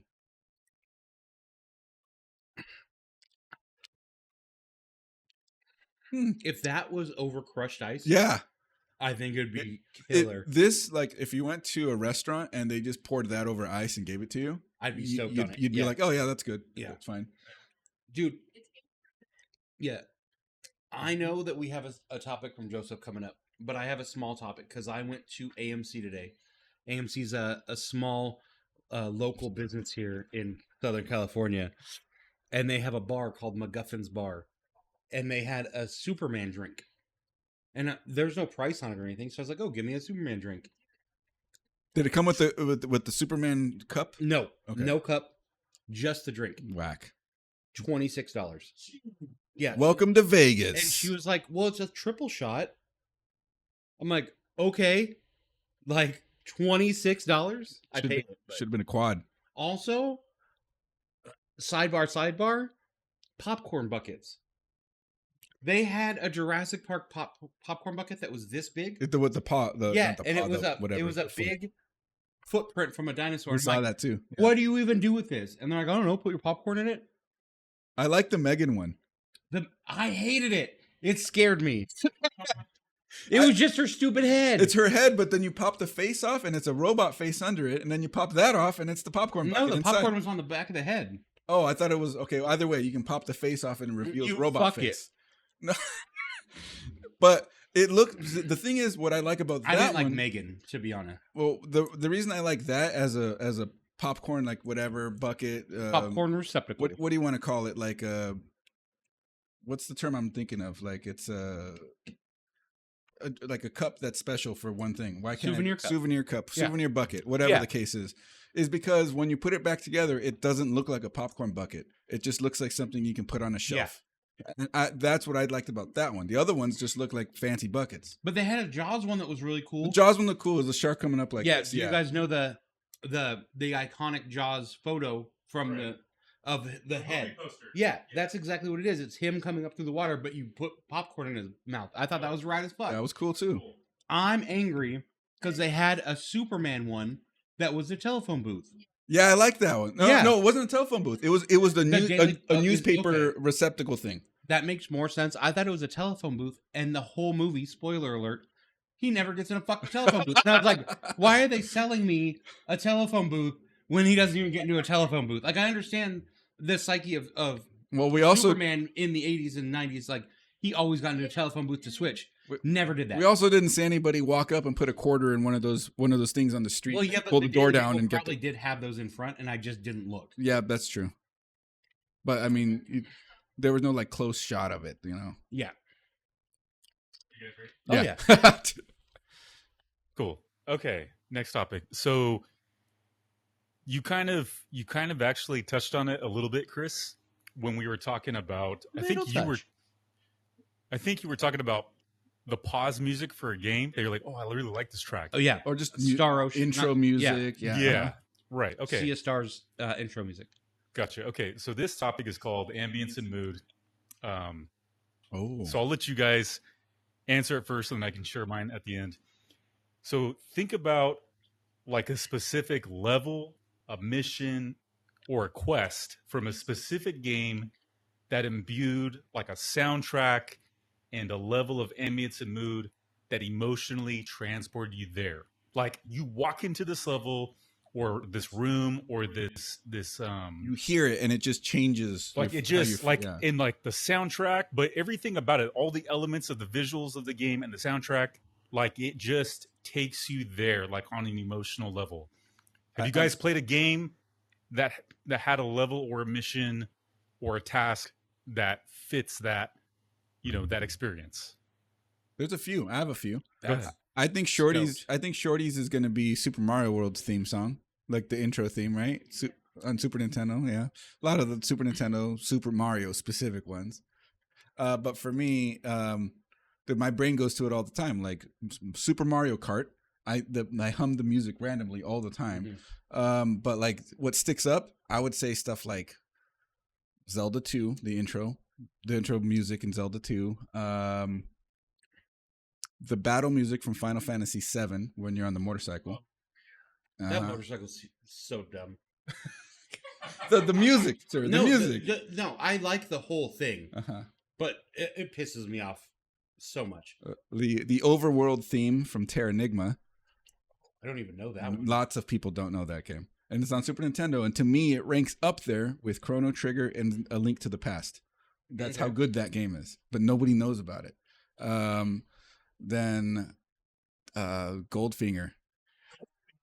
Yeah, Superman from Tony Hawk's Pro Skater. Oh, you're not talking. I thought you were talking about GoldenEye. No. You're talking about I am. Doing everything. Just a lot of music, but that one the most from Tony Hawk's Pro Skater. Yeah. And then like after that, Fallout 3, the intro music. They had Hans Zimmer doing that. That's pretty heavy. That's why, like, when Fallout 3 came out in 2008, the same year as The Dark Knight, I'm like, wow, they really like the this year. Like I'm gonna take an aside to this just because I watched a lot of trailers today. Because, dude, do they pack in trailers? Yeah, they announced July 1st, 30 minutes of trailers at AMC theaters. And not just trailers, trailer ad. No, for us it was mostly trailers. Oh, okay. There was only one ad in between, but almost every trailer that was an action movie had a soundtrack that went bzz, bzz, bzz, bzz, bzz, and it was a cut, and they do the shoot a gun. Yeah, like to the music, and almost every trailer did it. Can we fucking stop? I'm done. Look, I have ADHD for sure, but like, stop. Just stop. Suicide Squad kind of started that. I don't think they started it. They really used it. The syncing it to the gunshots.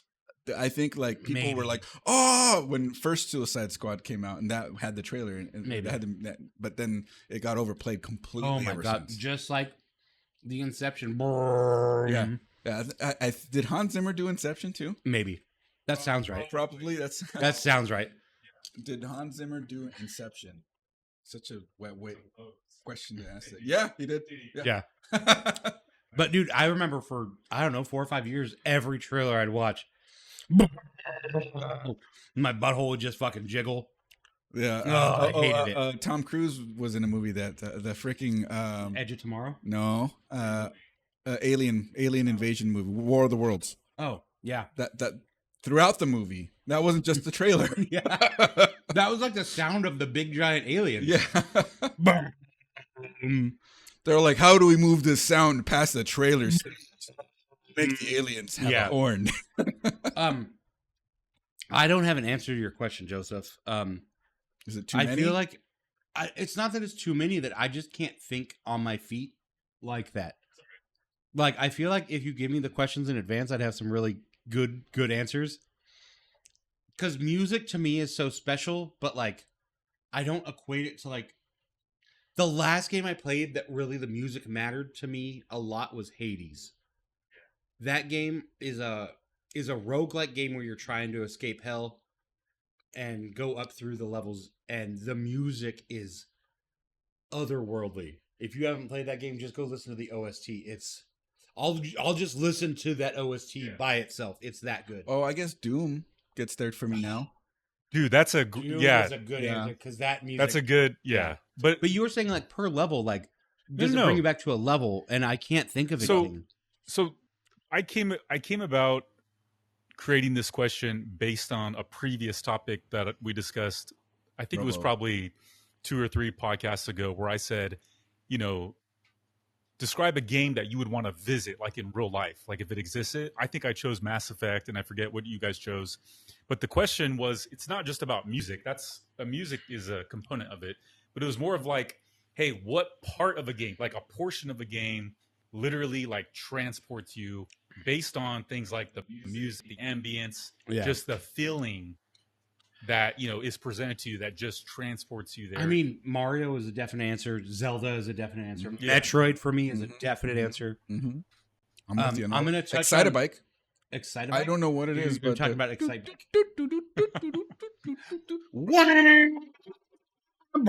No, they really just sounded more like. There was just a short on Instagram about that. I'll send it to you. Oh, okay. He's like, my Excitebike's broken because it just goes what? He's just super loud to be super loud. Robo was talking about Hades 2. Mm-hmm. There's a boss that you fight that's a whole band. The main boss is a lead singer, then there's a guitar player, a bass player, and a drummer. And there's this big ass like band playing as you're playing. And if you kill the guitar player, there's no more guitar in the sound. If you kill the bass player, there's no more bass in the sound. Yeah, I watched you play that. Yeah. I commented on the music on that too. I like that. Cool that you can kill them in a specific order. Ah! Damn it. All right, here we go. Here, we got a clean accident. I started getting Italian. I'm sorry, guys. Talking with his hands. I started talking with my hands. Good job, Robo. Yeah. We're just gonna. Yeah, we're gonna go on a quick break, real quick, so we can clean this up. Sorry, guys. And we're back. And everybody heard left. Everybody heard everything. It's fine. Did I say anything stupid? No, I don't think we did. Can I please have a Hawaiian punch? I'm not Hawaiian, but I'll give you that. Oh no. I'd like to split that, or at least get a little bit. Would you like a little Hawaiian punch? Okay. He hates everything I brought. Ooh, it's kind of red. That means I have to finish this. Hold on, let me spill it. Oh, shit. Yeah, that would have made more sense. Here, hold on. Just taste that. Whee! Cheers, guys.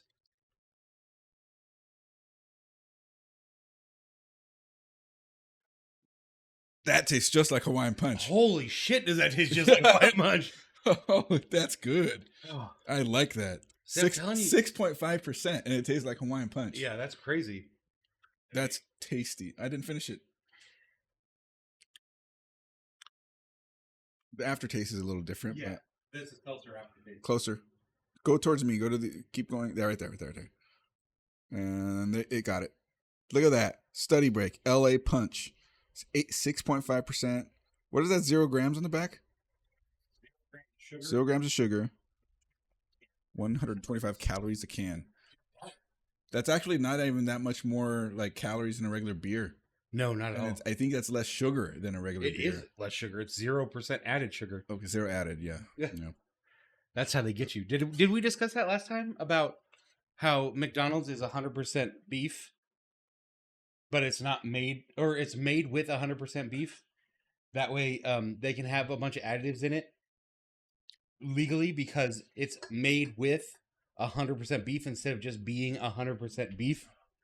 The way they use things like 0% added sugar, you think, oh, there's no sugar in that. It's just none added. So damn it, man! These companies are finding ways around rules. Oh, that's horse shit. Yeah, horse shit. Horse shit. She's back. No chica. She got to be a little queen inside. Yeah. So we were talking about ambience and games, and I was talking about Hades. And about how that game musically is fantastic. You might get a drop out of that. If you want to have a whole nother can, that's easily my favorite out of the pack. That's my favorite too. She made a face. She smelled it. So once Hell finishes this Margarita Max, we're gonna drop. Okay. Oh well, it's refined palate. Oh, maybe. I don't know. I liked it a lot. I was stoked on it. So Hades would be the OST that really puts me in the mood to play games and makes me feel good about the music in games. But not Metal Hellsinger. I don't know what Metal Hellsinger is. I thought I showed it to you, and then you said, I played it. I didn't really like it. It's like kind of looks like Doom, except you play a demon, and the music will sync up to the rhythm that you shoot. Oh, I didn't like that game at all. Yeah. I thought I would because the music itself is fantastic. It will add in instruments. The better that you do. Like the bigger your combo, the more epic the music gets. But I just didn't like the combat system was kind of shitty. Yeah, because it makes you go off rhythm a lot, and then you don't get all the music in its best. But when you get on rhythm, it's like, yeah! There's another game that Quigo made me download the demo to, and I still haven't played. But it's like very music-based fighting. Oh, like you're fighting through a subway. It's not Disco Elysium. No. Is it the one from... He has the MP3 player in his heart. Maybe. It's on my wish list. I can look. Yeah. Joseph, what's the game that brings you to the ambience? The ambience to you. The ambience to you. So, I think one of the first games that comes to mind, the pause music on GoldenEye. You yeah.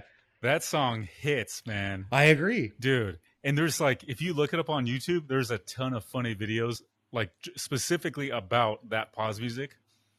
That comes to mind. Did you guys ever play Diablo 3? Yeah. Okay. No. What about the expansion pack Reaper of Souls? I only played the original campaign. Okay. So Diablo 3, the Reaper of Souls expansion pack, there was a boss battle, and I think the boss's name was Urzael. It's like spelled Urzael. So anyway, the boss battle, you walk into like this cabin to fight him, and the cabin catches fire.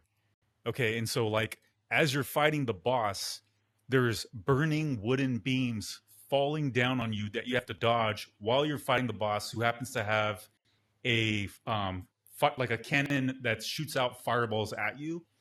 And the music that plays is like, you have to listen to it. It's so like this incredibly epic score. And like the setting and the atmosphere of fighting this boss with like the building on fire that you're trapped in with these wooden beams falling down, and the boss is trying to, obviously trying to kill you at the same time. It was like one of those boss battles where I didn't want it to end as soon as it was, as the ending was approaching, like, cause it was just such an amazing, like, epic moment. Like, I thought like the way the music was composed, the atmosphere, just being like in this burning cabin that like basically collapsing on you as you're trying to defeat this boss. That was one of those moments where it was like, man, that level in that game, like basically transported me to like this epic experience. But yeah, you want to know how I was able to answer that so fast now that I think about it? Because as years have gone by, I've thought about that music and downloaded remixes of it just to hear how things would sound, whatever, faster, slower, dancier, metal, whatever. And I ended up, now that I think about it, I ended up with, there's a few that I named already, but there's some that I didn't. And one that I have and I like listening to it is like a deep house remix of Ninja Gaiden. Of the NES? Yeah. There was some like good music in that game too. And there really was. Yeah. And it was that one. And I mean, I mentioned the overworld theme from Terranigma. That was a remix that I listened to. Tetris. How can we even say this? How can we have this conversation without even talking about Tetris? I understand that Tetris music is good. It's goated. I guess it doesn't transport you to Land of Block. It doesn't at all. I love the Tetris music, and it does make me happy. Rotate that block. Like, yeah, like it's great, but like it doesn't transport me to that game. Like it's transports fine. you to a better mood. It transports me to a different time and place in my life. Yeah. Where my parents were still alive. Yeah. No, I'm just messing. But I did have Tetris for the Game Boy, and I can hear, like, I understand that we have better versions of the Tetris soundtrack and the Tetris OST now, but like back then when it only was literally 8-bit, like it still hit really hard. Yeah. I still, like, that resonates with me. It does transport me back in time. See, I love the fact that, like, I can think of the music, listen to a modern remix of it, and go, that's how it sounded in my head. Yeah. Right? Like, that's a thing. That was with Donkey Kong Country. I'll circle back to that. Donkey Kong Country music, yeah. Donkey Kong Country is really good. Go on. We were talking about on the way home from Superman that there's a Superman theme, and they kind of interlocked it with a lot of the music in the movie. Like there'd be like some fight scene, and then like you would hear the trumpets from the Superman theme, and I was like, it's really cool that they like really just kept that music, and it's good in movies. I think, and I really like that because they knew how to pull at the strings that connected it to the original. But it wasn't the original. Right, but you could hear it. And like Mortal Kombat did that with their new song too. And I'm like, oh. Also another good, if we're just talking about OSTs and games, like this could be a 3-hour long conversation. Because every time you bring up a game, Mortal Kombat is another, I can think of that music and dun dun dun dun dun dun. But that wasn't the game. It was it? No, not? that was the movie. Okay. Yeah. But still it transports me to the game. Yeah. Yeah, like, and like Street Fighter and dun dun dun dun dun dun dun dun dun dun dun, like all the character themes. Yeah, like there's so many OSTs. They better do that. With how cheesy it seems like the movie's gonna be. What movie? The Street Fighter movie that's coming with all the pro wrestlers. Wait, that's a thing? That's a real thing. Jason Momoa as Blanca. No. Yeah, that's a thing. It's a real thing. Jason Momoa as Blanca. The guy that Jason Momoa is not a wrestler. Sorry, not Jason Momoa. No, he is playing Blanca. Sorry, no, it was no, it is Jason Momoa playing Blanca, isn't it? Okay, but there are other wrestlers. There are wrestlers. Okay, my bad. Sure. But there, Roman Reigns is playing somebody. Okay. Is this why we were talking about M. Bison the other night? Yes. Okay. Yes. Okay, a real actor is playing M. Bison, not a wrestler. So, but people are saying that Guile might be played by Cody Rhodes. Okay, I can see that as long as he removes that stupid ass American Nightmare tattoo from his neck. They'll cover it up. They can cover up tattoos in Hollywood. What's it, Dan? Andrew Schultz playing Dan. That's hilarious. Who's Dan? Dan is like the guy that. Okay, well, for anybody who doesn't know, that was the joke. He's the guy that took like one class at the martial arts place that Ryu and Ken got there. He's the place. Ken and Ryu. Yes, yeah, exactly. But he's the incompetent one. But he's still good. He's good, but he didn't make it all the way through the school. Yeah. He's the dropout. But he did make it all the way through the competition. I mean, as long as you're playing him, you win. Who's playing Chun-Li? Does she have the thighs of an Adonis? She's going to need to work on that. It's a lady who was in a horror movie, I think, recently. But yeah, she's a normal looking lady, not a Chun-Li. Oh yeah, dude, she has to have the thighs like. She better be able to choke me out with her thighs. But what are the other wrestlers that are on there, Zalman? Throw it at us. Where's Ryu? Yeah, Ryu's, because there's like 4 of them. There's like 4 pro wrestlers that are going to be in this movie. I mean, so if they're going to do that, I want them to play the theme music, and I wouldn't even mind if they did the Mortal Kombat, like the original movie, the 1 and 2, where the new character would enter the scene. You'd get the voice in the background being like reptile, like I don't care, put it in. That was cool. Reptile. David Dast Malkin is M. Bison. Momoa is Blanca. There we go. Noah Centineo, good actor. Never heard of him. Is Ken the recruit? No, that's fine. Okay. Andrew Koji is Ryu. That's legit. Orville Peck as Vega. I don't. I understand he likes Vega and models his style after Vega. I get it. Okay, I get it. Okay. But, yeah. She doesn't have the thighs, and I hate her. That's perfect. Yes. Yeah, she doesn't have the thighs. She has little stick baby legs. You can't beat Chun-Li. I'm sorry, lady. She has 50 Cent is Balrog? This is never getting made. I don't like that. That's dope. 50. Name a better fucking cool cut 50-year-old guy that could be a black boxer from Vegas. You can't. Do it now. Do it now. Now. Name a black guy. Now. Dave Chappelle. It's Balrog. No, he'll be Baldrog. Yeah. Oh, Jesus. Fucking kill me. Oh, Denzel. I don't know who this guy is. Joe Anoya. That's Roman Reigns. Is it? Yeah. Okay, I didn't know his name on. Yeah, I know. Joe Anoa. Yes. He's Akuma. I don't like him as Akuma. He's too tall, honestly. But also Cody Rhodes' Guile. Yeah, that's dope. Jamie Foxx. Oh, I think that would have been a decent one. Oh, yeah, Michael J. White. I could see Michael J. White as Balrog, but dude, 50 to me is already big and bulky. Michael J. White is not big and bulky. He's not a boxer. He looks like a boxer, but he doesn't look like the heavyweight boxer from the game. Yes.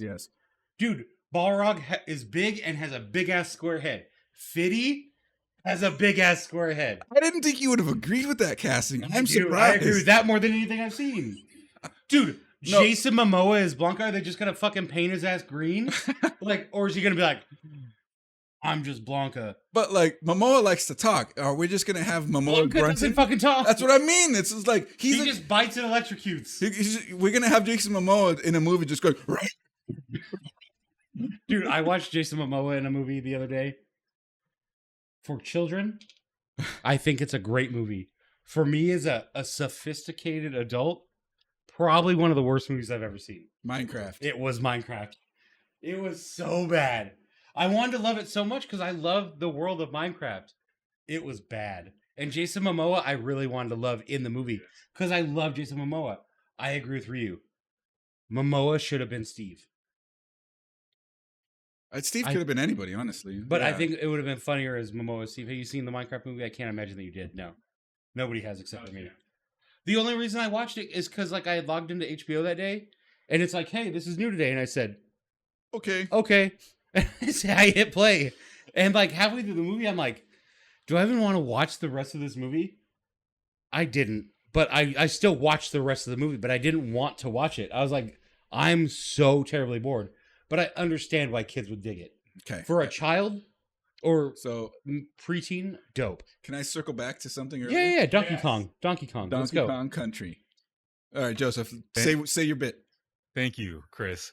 Dude, Donkey Kong Country, the underwater level, the name of the song is Aquatic Ambience. Yes. It is so beautifully melancholy. I agree.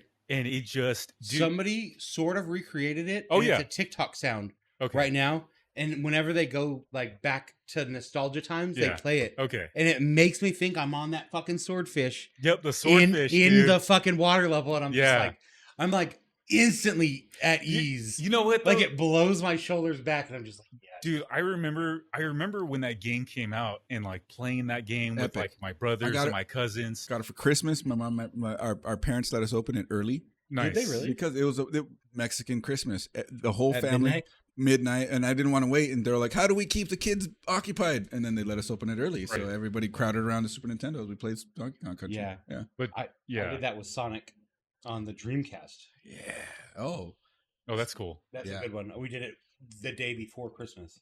Go on. Sorry. No, you're good. No, I just want to say when you mentioned Donkey Kong, I instantly that level, dude. Instantly went to that level. It is such a. It's what's crazy too is we knew back then that it was a fantastic game. When we played it, we knew that game was great.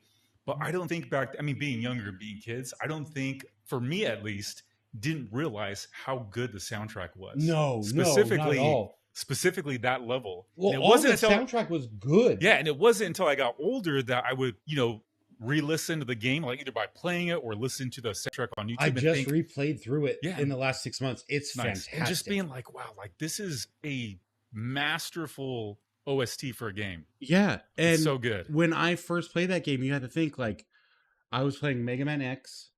I was playing Super Mario Brothers. We played the one with all of them, All Stars. Super Mario Brothers World, or Super Mario World, and then we played the All Stars, which had like 4 or 5 games. Yeah, I like that one. They had the original Mario too. Exactly. Before it was Doki Doki Panic. Yeah. Yes. But like all those games were kind of linear and like pixel graphics. And then I remember Nintendo sent me a video, like a VHS tape of Donkey Kong, the trailer. Like they sent me it. It was you talked about this before one time. Yeah. Yes. And I was blown away. And when I first played it, I was like, this is like, that was the first 3D like, side scroller. Yeah, but like it was actually 3D. Like there were shadows and texture. Dude, everything about it was so good. And then you got animal companions and fuck, that game is so good. Dude, it was one of the first games where like when you change direction from going left to right, the camera. The character would animate actually turning as like opposed to just being you flat. You could see his whole ass and his whole I didn't mean it like that, but like you could see like his whole backside and you could see his whole front side the way they turned. Dude, and like they did cartwheels and somersaults and they threw barrels. Did you guys play Donkey Kong Country? Yeah. She is a Mario fan. She didn't care about Donkey Kong. Yeah. I'm a bigger Mario fan than I am Donkey Kong, but Donkey Kong Country blew me out of the water. There's also when I brought it up and you lit up, I'm like, yes, Joseph and Chris think alike again. And then in the end, now that I've heard both you guys talk about it, turns out you guys are the ones who connected on it. Because I don't even remember the song you're thinking of. Oh, you don't remember the underwater nostalgia? No, I don't. Chris, oh, dude, it'll make you cry. It won't make you cry, but it's close. What I wanted to talk about in regards to that is because I played it for Brandon actually, and he had to guess at it, and he eventually got there. But I believe that to me that game is now like maybe that's what got me to like stingers, surprise mystery stingers at the end of a movie. Because that game started that for me. Maybe it existed before that. Oh, Donkey Kong. Yeah, I was going to ask you if you remembered the end of Donkey Kong. Yeah. And you beating King K. Rool. And I'm like, that was easy. And the credits rolled. And then he started beating the shit out of you. And you had to actually beat him, and it was way harder. Yes. I don't know if he comes back, but the music cranks up. Yes. To me, the music that stands out is that hardcore music for the boss fight at the end of the game. That music stands out. And so I listened to a metal cover of it, and when I listen to it, I go, that's how it sounded like in my head. And but then I go and listen to it, and I'm like, it didn't sound like that. But the metal version sounded how my brain interpreted it. It was a heavy metal song. I liked it, and it was fast. Okay, we're playing the music right now. I'm hearing it through the mic monitoring. You guys might be able to hear it because I don't know if NVIDIA is going to cut it out. It's so good. It's amazingly ambient track, dude. That imbues ambience and mood. Your mood immediately changes for the better. Let me tell you this right now in terms of like what this is making me feel. I don't remember the track, but something in my brain does because there's something like a tingly. Yes, trying to. I'm getting yeah. That's. It hits so good. Yeah. That's. Have you heard the TikTok trending sound that's kind of like this? I don't think so. No. That's cool. You've heard the nostalgia. I like the fact that like my brain remembers something, but that I don't like, and it's making me feel it. Yeah. That's crazy. All right. Let's that. Yeah. That see. Hold on. Because it does guitar. Oh, that with the cat, yeah. I get Chrono Trigger vibes. That sounds like the past in Chrono Trigger, which perfectly connects with what that conveys. I don't know how much you guys are able to hear this without it getting cut out, but all right, good luck. None. Yeah, that's why I'm still talking through it. God damn it! Just listen. It's Sizzle. No, Skizzy. SCIZZIE, and it's also called Aquatic Ambience. See, but again, to me, that's Chrono Trigger. I hear Chrono Trigger, not Donkey Kong. But like, okay, maybe you need to like play Chrono Trigger and go to the terrible past where everything is destroyed, and maybe you'll hear that again. And it's not like because it sounds like it; it just gives me that vibe. That vibe, yeah, that makes sense. Yeah. All right. Juice Force time. Yes, Juice Force time, which I already tried and hated. New Juice Force time. Oh, is this new? Even the can looks different. Okay. This is not the same. The Juice Force can before was bluish. Cover me. Go that way. There you go. Okay. Pull back. A little more. Right there. Boom. Juice Force. Use the Force. Do you know what it's called? Because there's Corridors of Time. I don't know. I don't remember the names of the tracks, but definitely not that. No. Okay, do you want some more salsa? That's what I said. I love it. See, it kind of had Yeah, I get it. chips, please. Oh, they might be wet. Wet chips. They are wet. Here, just throw them out, and then The bag. we have the whole dry bag. That also might have Margarita Max in it. Good luck. Just take it out of the jar, Olga. Oh, right. We didn't even try these ones. All right. Before we begin with the Juice Force, we're going to try honey mustard pretzels. You want a honey mustard pretzel, sir? Good. Okay. You never want to try anything. They're hard. They're hard. You're not going to like that. Mm-mm. But the honey mustard is very forward, and I like that. Yeah. I love pesto. He does too. I do like paste. Have you had Bobby Salazar's? I'm going to have to get you some. Well, yeah, they're only pretzel bites. What do you want? We have big. Look, I understand you're used to the big one, but like sometimes you're just gonna have to be happy with the small one. The small ones hit you in the same spot. They're too hard. It makes my head shake. Welcome everybody. We're trying Voodoo Ranger Juice Force It IPA. smells like a garbage dump. Smells like a hazy. What? Garbage dump. I don't like it. She doesn't like hazy, so That's all right. We still have 2 more flavors of. I don't know if we're gonna get through it. I wanted to end here because look at the time. It's fine. Oh, it's already 10. I see what you're saying. That's good. That's all we need. Here, put them. Put them. You want some more? Mira, put them. Yeah, that's fine. It's leave it. It's not liquid. It's fine. It's not. Yeah, it's not liquid this time. What's your other topic? You got another full glass. Be careful. Oh, yeah, that's too much. That's too much. It's not too much. I'm gonna go through them. Okay. I'm gonna go through. You shut the fuck up. His soft ass teeth are gonna go through them. Soft ass. They're gonna go through my soft ass teeth. All right, Joseph. What do we got? Oh yeah. God, they're hard.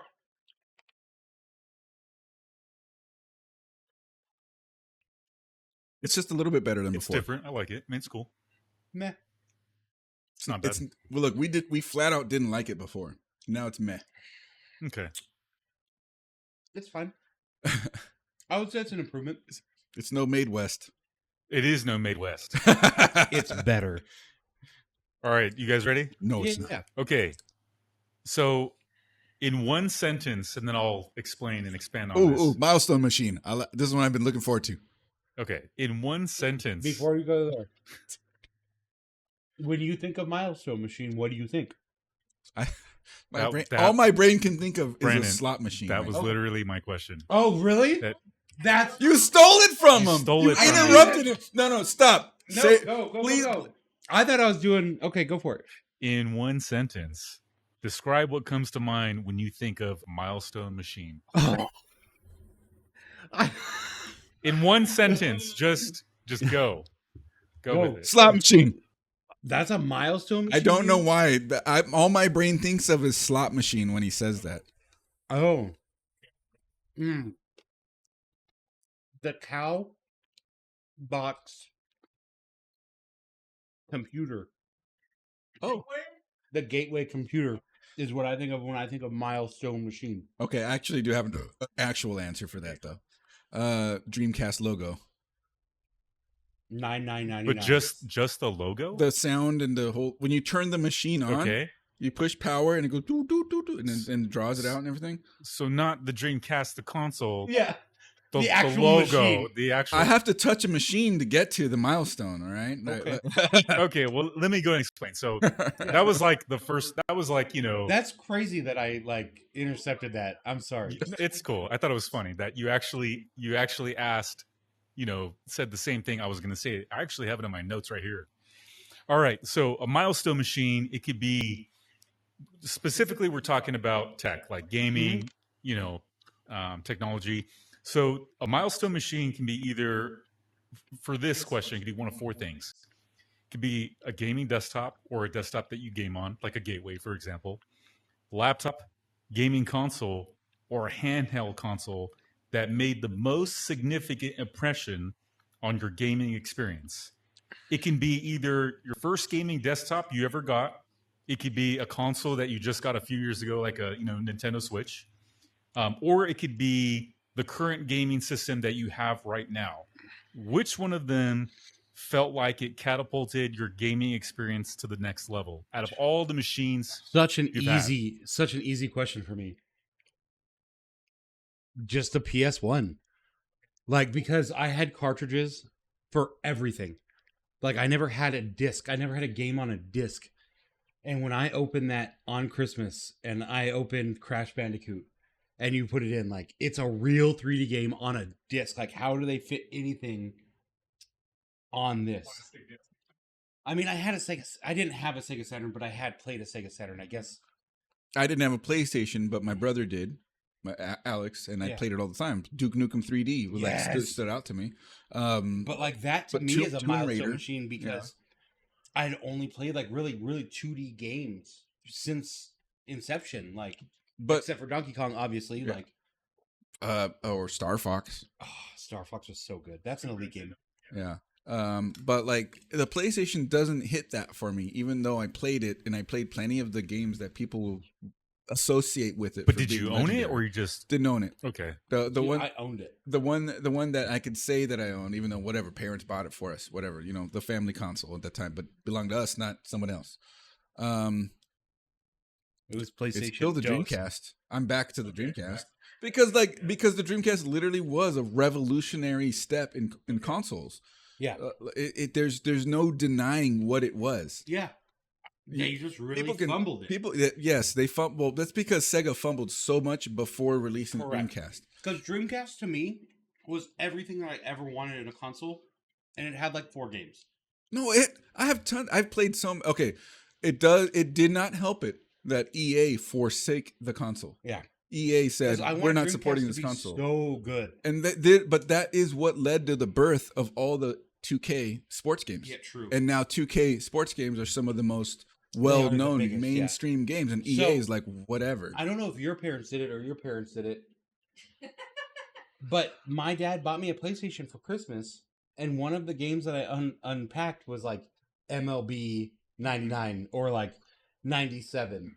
I could give a fuck about baseball, but I got the baseball game for Christmas, and then whenever I wasn't playing that PlayStation, he was playing MLB.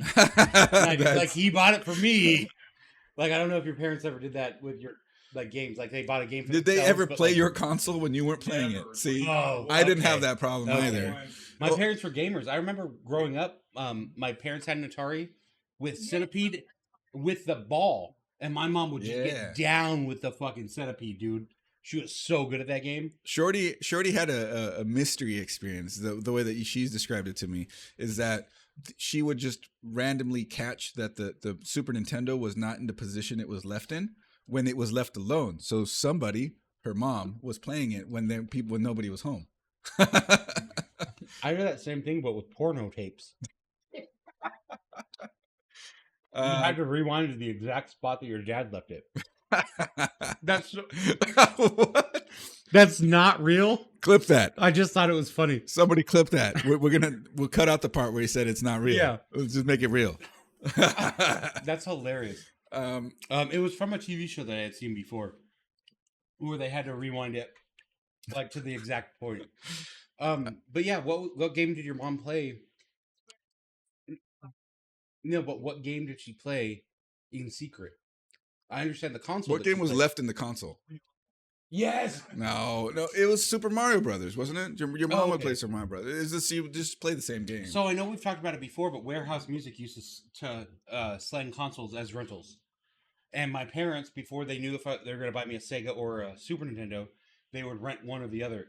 And every time they would rent it, they would rent the console and Wheel of Fortune and play Wheel of Fortune all weekend. That's funny. And I remember they got me a Super Nintendo with A Link to the Past. And it was already like half beaten. And I didn't know what I was doing. And I was just like, what is this? That means you started in Dark World? No, because you have to still use the mirror to get to the Dark World, even after the save. Okay. So you always kind of start in either the Sanctuary or Link's house when you start. So I didn't know anything about that, but I had like, I feel like I had the silver arrows. I feel like I had like the magic staff. Like I had a bunch of stuff, and I was like, "This is Zelda. This is dope." Like, and then I realized that I wasn't starting fresh. See, I had this conversation I think with Braythorn, in that like I will just joke with people, and whenever a conversation comes up about Zelda, and I said Zelda 2 is the best. I like Zelda 2. Yeah, but it is literally the most known to be the worst game. Yes, it's not just a side scroller though. It's also above. You walk through the overworld. Yeah, but most of the combat is side scrolling, yes. and it's weird. And you have a level up system. Yeah. And I'd always find my way down into the, I don't know, abyss area. You fight skeletons. Abyss. Whatever. I'm just saying abyss is... but the thing is like, that one of my earlier memories, I remember having an Atari. I don't really remember playing it. I remember having NES, played the shit out of it. And Zelda 2 is what we had. The gold cartridge, everything. Everybody thought that was going to be so, like, worth it. Oh, yeah. It is the gold cartridge. And it's whatever. Yeah. It's actually more expensive to buy the regular silver cartridge because it was rarer. More rare. So then I always just had like, this is Zelda to me. I didn't know any different. Yeah. Okay. I didn't know that Zelda 1 was like Zelda A Link to the Past. I didn't know that was that connection. That they went back to that style. You know, because right. So so I like joking. Braythorn brought that up, and he goes, "That is universally known as the worst one." No, and Wind Waker for sure. Well, I mean, of the retro ones. Yeah. I guess Wind Waker's retro now, but not the way we see it. Correct. And so that got brought up, and I said, no, realistically, I just say that because that's what I started with.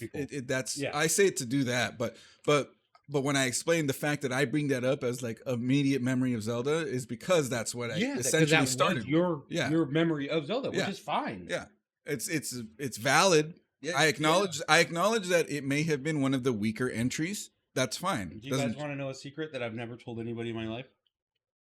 I don't know. When I was a kid, my closer for this, a young boy, my closer father. No. So we had an Atari 2600, and my dad bought an Atari 5200, which is like the upgrade to the Atari. And my dog, DOG, what's his name? Peed on it, and he took it back and said, "Hey, this doesn't work," and got his money back because they just couldn't test it at that point, and then just bought another 5600 or 5200. And I don't know why I still remember that, because like I was way young, but my dad literally got a peed on Atari and took it back and was like, "Hey, this doesn't work." How'd you know my dog peed on it? Have I? I don't remember this. That's hilarious. God damn it. That was supposed to be privileged information. So you either shared it on a podcast in the past, directly after, or after the show. Yeah. Podcast day. So it was a podcast day for sure. So I have a vague memories of going, ooh, console, arcade, and putting things into the slot of an Atari. That was my brother's Atari. Mm-hmm. That didn't make the trip with us when we moved here. So I'm guessing from Mexico? From LA. I'm guessing some of this may have broken it. I do remember putting cheese in it. I was like, one or two. Okay, yeah. If I have vague memory, 3. Yeah. Do you guys have any vague memories from when you were a very small child? Yeah, that was one. Okay, because like I vaguely remember like climbing onto a couch in my parents' old house, but like that's all I remember is like me trying to climb on a couch. Yeah, it's weird that it's spotty. So they Yeah. think back. Like I remember only. But I mean, that was 40 fucking years ago. Well, how about thinking back to those vague memories and knowing you didn't speak the language you speak now? Yeah. That I barely speak language I speak now. Well, I remember only speaking Spanish. That's the thing. No, I don't have that. I'm not saying that, but I'm saying that like back then I only spoke one language, and it wasn't the one that I'm talking in now, speaking it clearly to everyone. That's I do remember bringing it back to the Atari. My parents bought me ET, and I got caught in a pit, and I could never get out of the pit. Yeah. Come to find out now, we all know they shipped it because the movie came out and it was a global success, and they're like, get this game out now, and it just wasn't ready. That movie hits the same thing that the Donkey Kong Ambience thing hits for me. Because I was so little, but apparently that was of the age where it's like, again. And so my sister told me that I would just constantly ask to watch that again.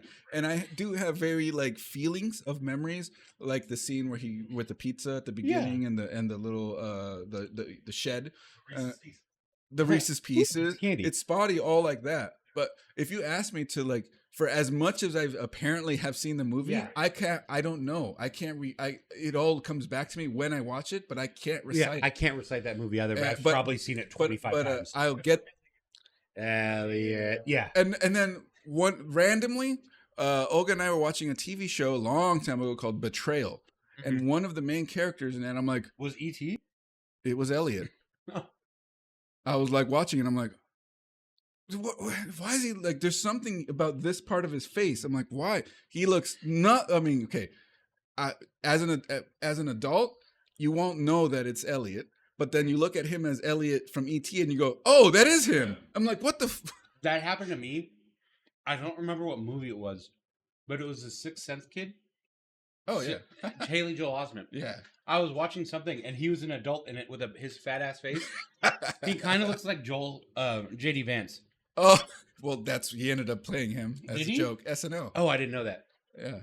But I was like, who is that? And Kat's like, that's the Sixth Sense kid. Like, that's Haley Joel Osment. I was like, really? And I had to really like, that is him. It was crazy. Olga, we've joked about this where it's like thinking about the kid actors and how a lot of them didn't grow up to be attractive men.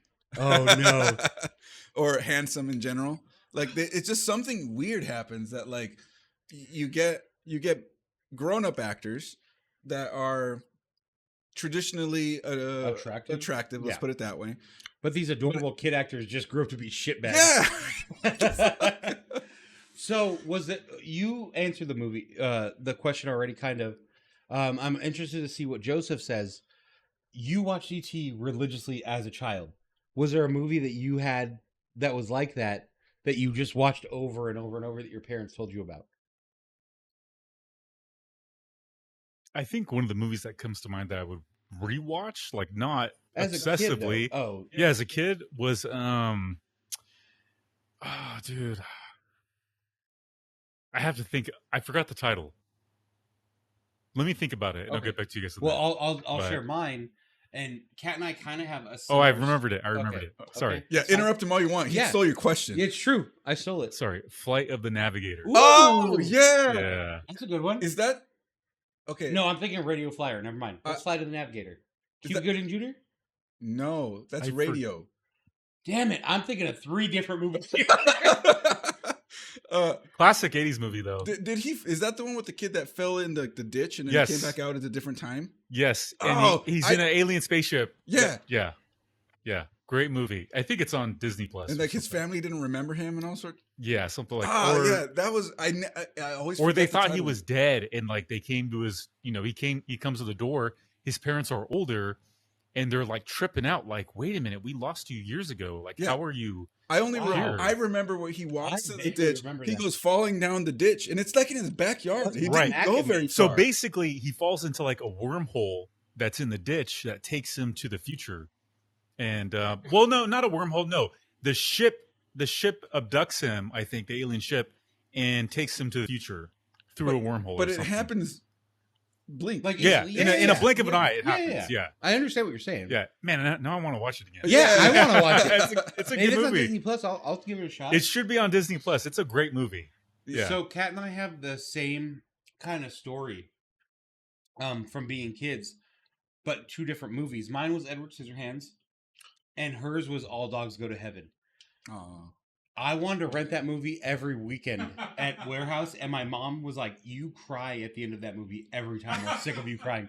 And Kat would cry at the end of All Dogs Go to Heaven, and they would still rent it for us. And I probably watched Edward Scissorhands probably 100 times when I was a kid. But I would cry at the end because I was like, "But what happens to him? He just goes back to his castle." Burt Reynolds. Homeward Bound was a good one too. Yeah. Homeward Bound was solid. Remember, that's right in our remembrance. Okay, zone. can you name the pets? Easy question. Sassy is the cat. Yep. Sky? No. And what was special about Sassy's food? I don't know that. Okay, it had to be microwaved.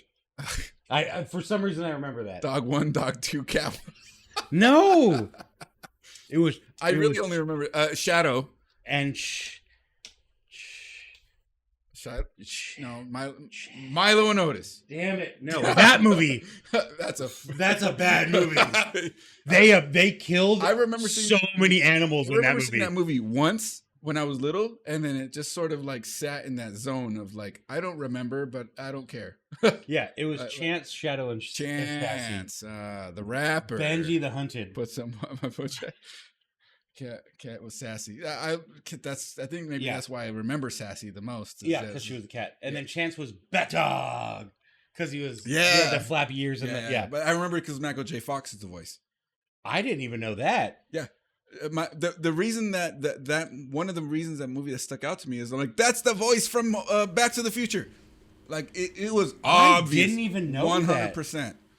That's really crazy. Yeah. Huh.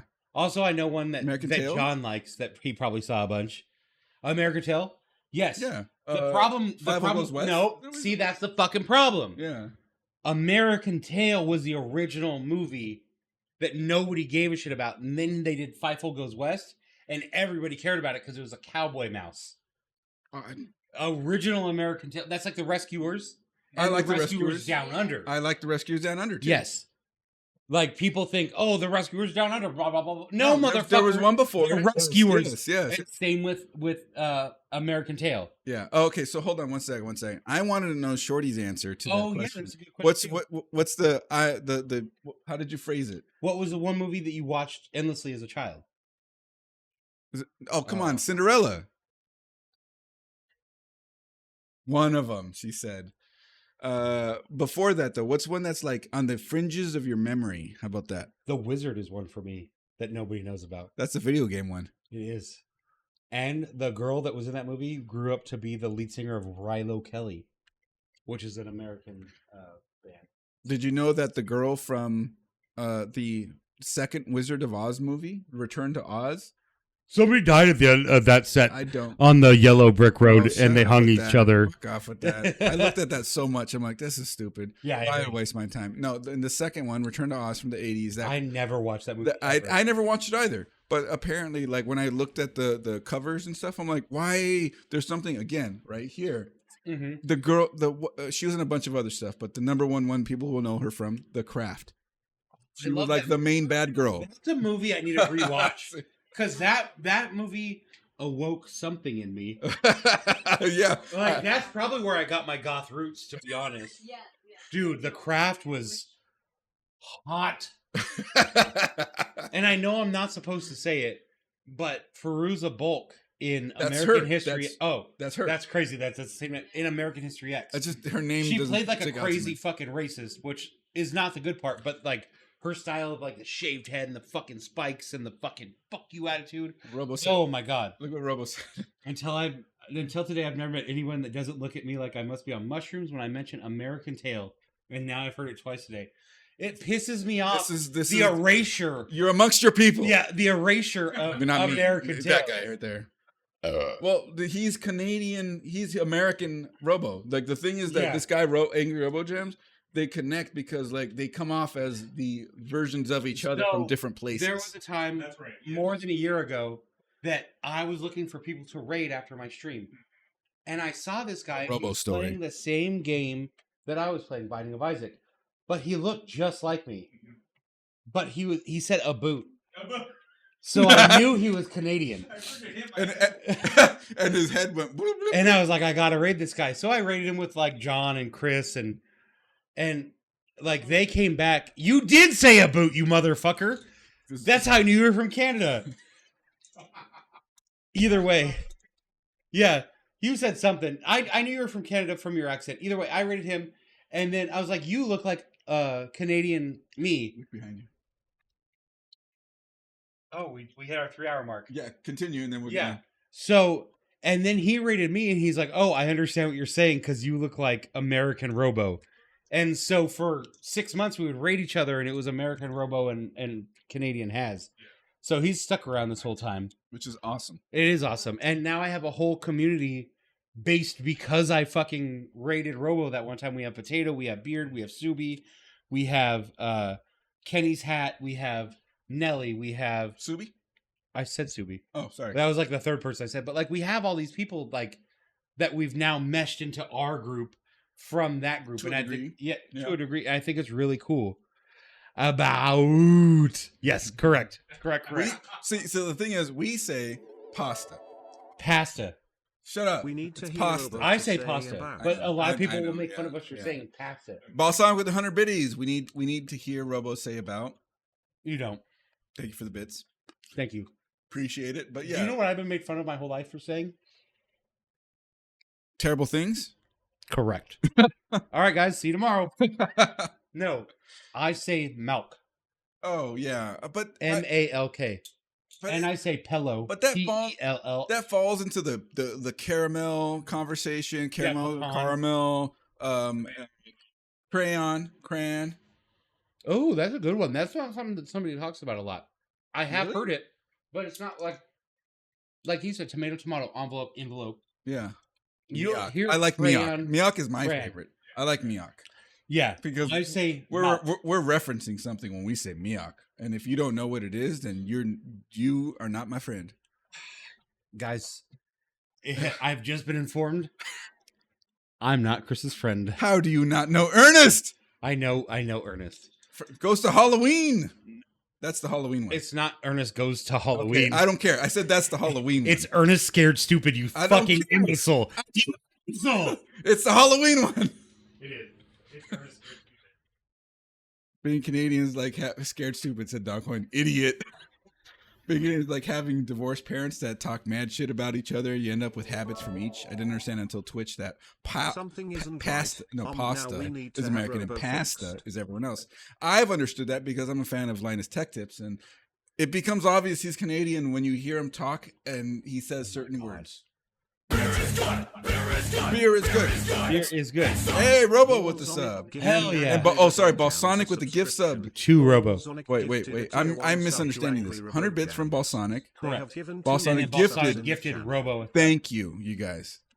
Then Dogcoin said, where is it? God, he just said, God damn it. Take a fucking sip. And then he's going to hold it over the camera and cover my face. So it's all right. Please. Look, you stole the question and I stole the topic. Give me a second to turn the camera real quick. Turn. Yeah, there you go. Perfect. Hold on. Go cover me. That way. Perfect. Back up, down an inch. Orange creamsicle. Oh boy, we're gonna Orange Julius this shit. 8 point. Does that say 8.5? He had to grab the table right now when he leaned. 6.5. Okay. Assume that's what it meant by having me fixed. Oh, Can can you show Dogcoin what we had earlier? He wasn't here for it. Let me do something real quick.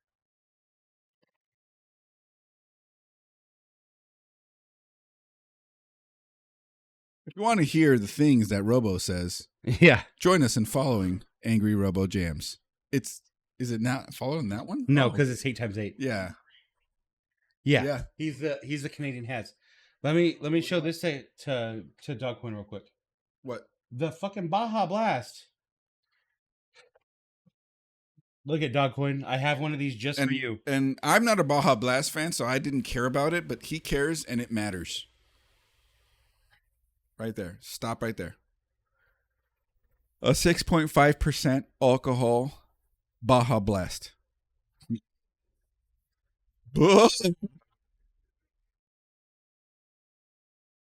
Dogcoin. It tastes like a little like when you get Taco Bell. He can have this one. I'm fucking listen to what I'm saying.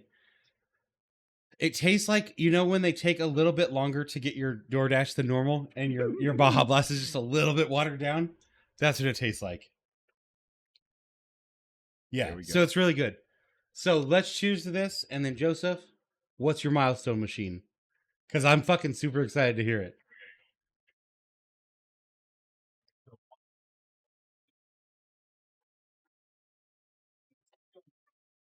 Go on.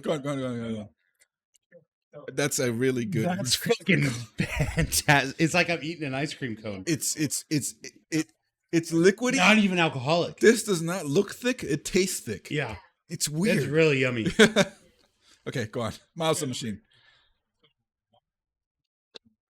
PlayStation 3. Nice.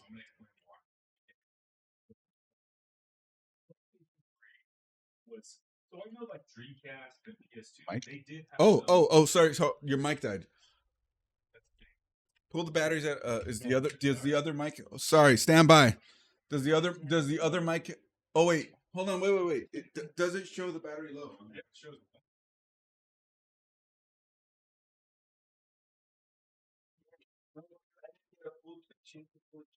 I was so excited to hear about the PS3s because I have other things to say about. Okay, all right, cool. I'm glad. Testing mic check. Yeah. Okay, it's working. All right, cool. Yeah, so the PlayStation 3 let me talk about the specs that made this console like a milestone for me. You know the spec. Well, I'm gonna like the features. Cell processor. Features. So Cell processor. it did have that, and I think it was used for the Navy. The Navy used a cluster of PS3s, I think, for like in a server farm. I think They had a very good capability for parallel processing. Yes. Yes. Really? Yeah. Okay. So anyway, but that wasn't even like one of the main things about it. But for the PlayStation 3, for me, it was my Blu-ray player, the first one. It was in fact, when Blu-ray and the HD DVDs format war launched, the PS3 was actually one of the more affordable Blu-ray players that you could get time. I'll do you one better. The PS3 is the only Blu-ray player I've ever owned. Same here, yeah. The only one. Sony got their revenge. Finally. Yeah, right. Yeah. Sony won. Right. So Blu-ray player, first console with built-in Wi-Fi. Mm-hmm. I had the OG fat PS3. So I still have it. The 60 gig. Me too. Which had I think backwards compatibility with the OG PS2 Stop and interrupting PS1 him. games. Fuck. No, we're I know. bonding over there. We're bonding. Yeah, we're good. We're good. So anyway, it had that. It had a digital camera media card reader for compact flash SD cards. I don't remember that at all. Well, like I said, like I had the bigger, chunkier unit. I had the fat there one. was We know what the fat one looks like. There was a flap door next to the slot loading drive that would flip open. I do remember it had slots. I didn't know what they were for. It was for it had Linux, said Balsonic. Wow. Yeah, Linux? For cameras, dude. You could take because back then in like 2006, 2007, digital cameras were still a big thing. Like smartphones weren't good enough. Correct. For photos and videos. So you could take your digital camera, pop out the memory card, put it in your PS3, what the fuck? Watch your videos, look at your photos right on your TV. You could add it to your themes. Brandon, I remember not being able to edit themes until PS3. So I one of the things I really do remember about the PS3, again, my brother had one and I played a lot on it. Chris has never bought anything new in his life. I remember it booting up and saying something about you can change the operating system, something like that. I remember that was a big feature of it. And then Sony said, "Uh-oh," and stopped that. They pushed an update, I think, to prevent that. Yeah. Same with but look. You what did you just ask? You said, I remember opening a flap and going, what are those blah blah blah? Right? Yeah. And I look on Reddit. What are these ports for? Yeah, exactly. Literally exactly what the memory card. I have maybe I opened it once and go, I don't know, and closed it and never opened it again. Yeah. It's for digital card memory cards. Those are memory cards from our camera. Dude, like it took compact flash, SD, Sony memory stick, a bunch of them, dude. Like you can pop in your memory card right there. Damn, but anyway, so it had that, had Blu-ray player, had Wi-Fi, it had Netflix streaming when Netflix first came out with streaming. You could download the app to it. Talk about a fumbled bag with Blockbuster. I mean, this gaming console for me, it was like the true center of my home entertainment system as far as like playing games, watching Blu-ray movies, streaming, looking at you know all it needed. And it's funny because it happened eventually, and like it's like Microsoft picked up on it, but they didn't fully integrate properly. Was that how the Xbox One had HDMI in and out, and then you can call the overlay of the Xbox onto your. I remember that. Onto your TV, yeah, that was whatever. And that PS3 could have done that first. Yeah. Could have, but they didn't. They didn't execute it properly. Yeah. Neither did Microsoft, obviously, because they took that feature away. Yeah. Right. Well, dude, the thing that PlayStation took away that pissed us off was literally they had one PS3 that was backwards compatible, and then everyone after that was not backwards. Too much compatible. money. They were I remember the idea that I could play all my old games was it was great, but they were losing so much money on every console that they had to do something. They were taking a loss. They were taking a loss. But it was called. It's like the hot dog at Costco. It's a loss leader. Because I'm buying the console and then I'm buying all the brand new. You can only do it for so long. Accessories and the games and everything. Your shareholders, because Sony is publicly traded, are eventually. I understand, but that's what the business did to it. Correct. So yes, fuck the shareholders. I agree with you completely, but this is the reason why we know that happened. Yeah, I was so mad at Sony. The Emotion Engine, PS2, right? That's the name of it. The Emotion Engine is what made the backwards compatibility. Wait a second. Do people not remember that name as much as I do? No, I remember it. Front and center in my brain whenever I think of it. As soon as you said Emotion Engine, I immediately knew what you were talking about. Yeah. Like, yes. And PS2 was the Emotion Engine. Right, correct. And that Emotion Engine chip essentially was a PlayStation 2 on a PlayStation 3. Correct. That is why it was able to do it. It wasn't emulating it. It was it. It was it was it. Yes. That's why. Yeah. Yeah, I didn't want to buy a PS3. Like, I had no intentions on buying it.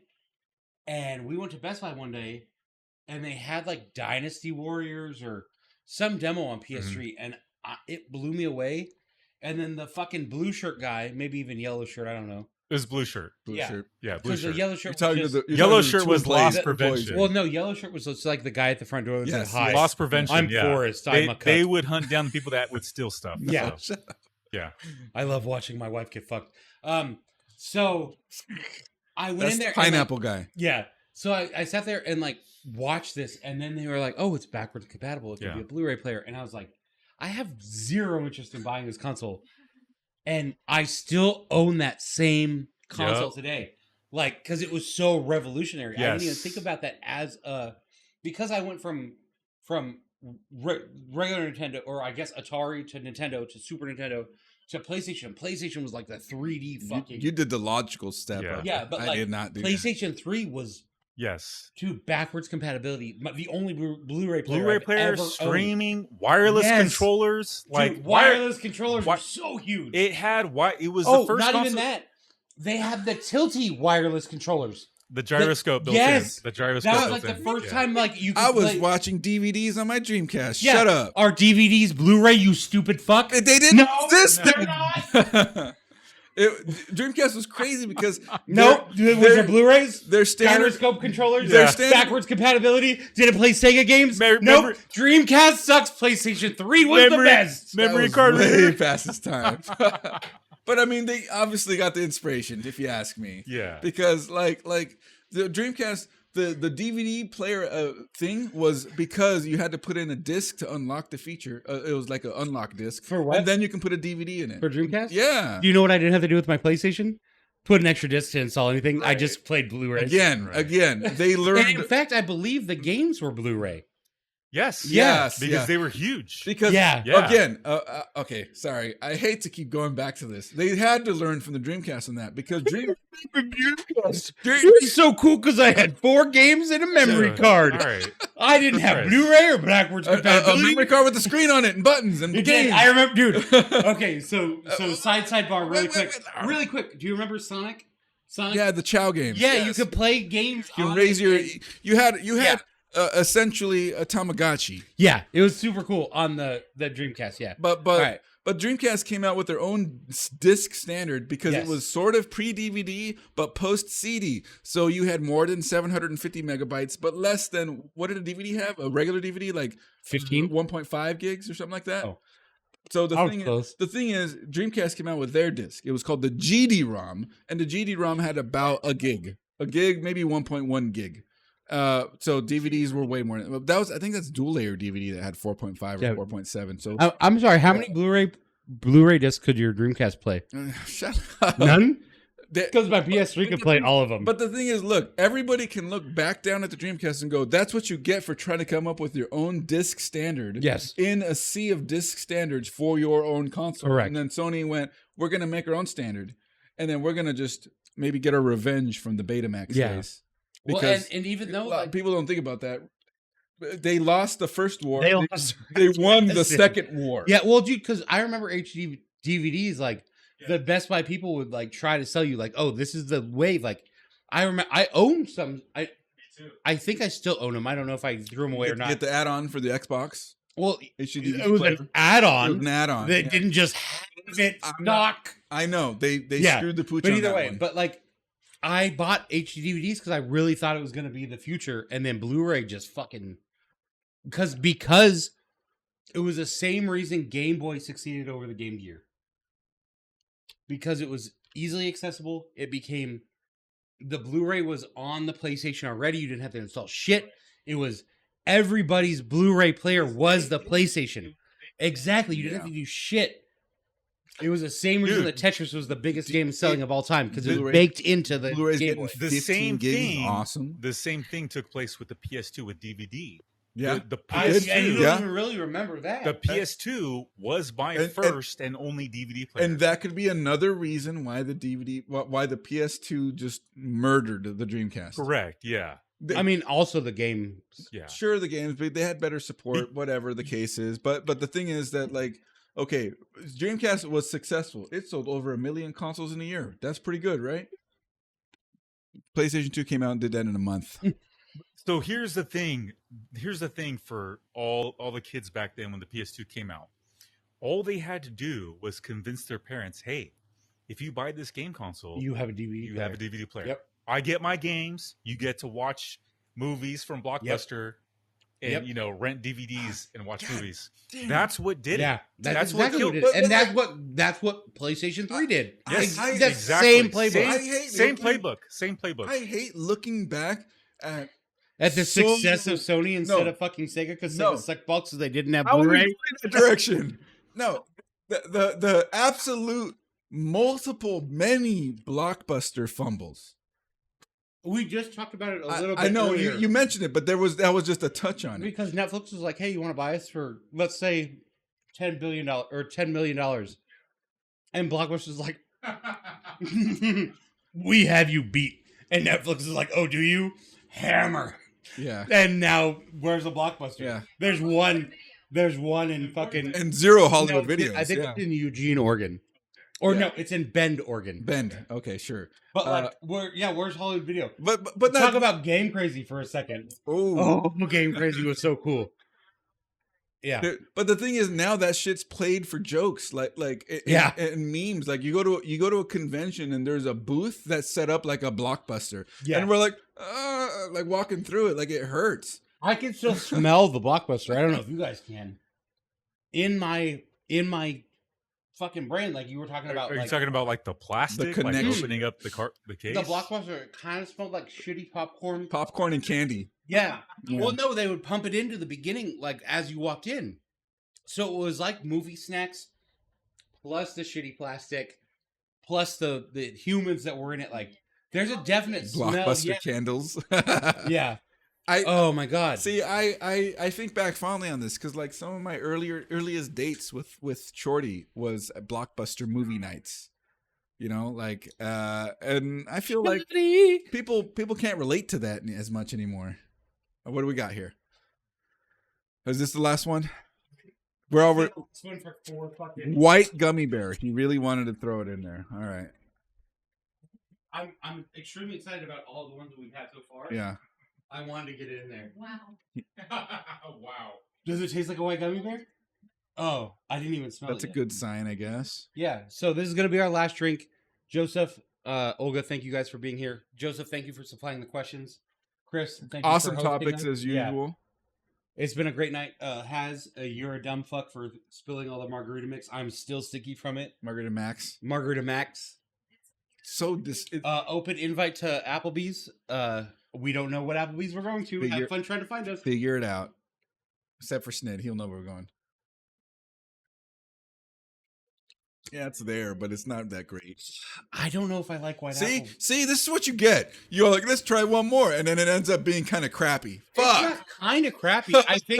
I think the problem being is we had 4 flavors of this box. 2 went in the fridge, 2 didn't, and I was literally pulling them out of the not. They're not as cold as they could have been. Margarita Butterfingers Brando. Oh no. Funk. But yeah, everybody meet us at Applebee's. We love you. We mean it. We'll see you next time. Thank you for being here.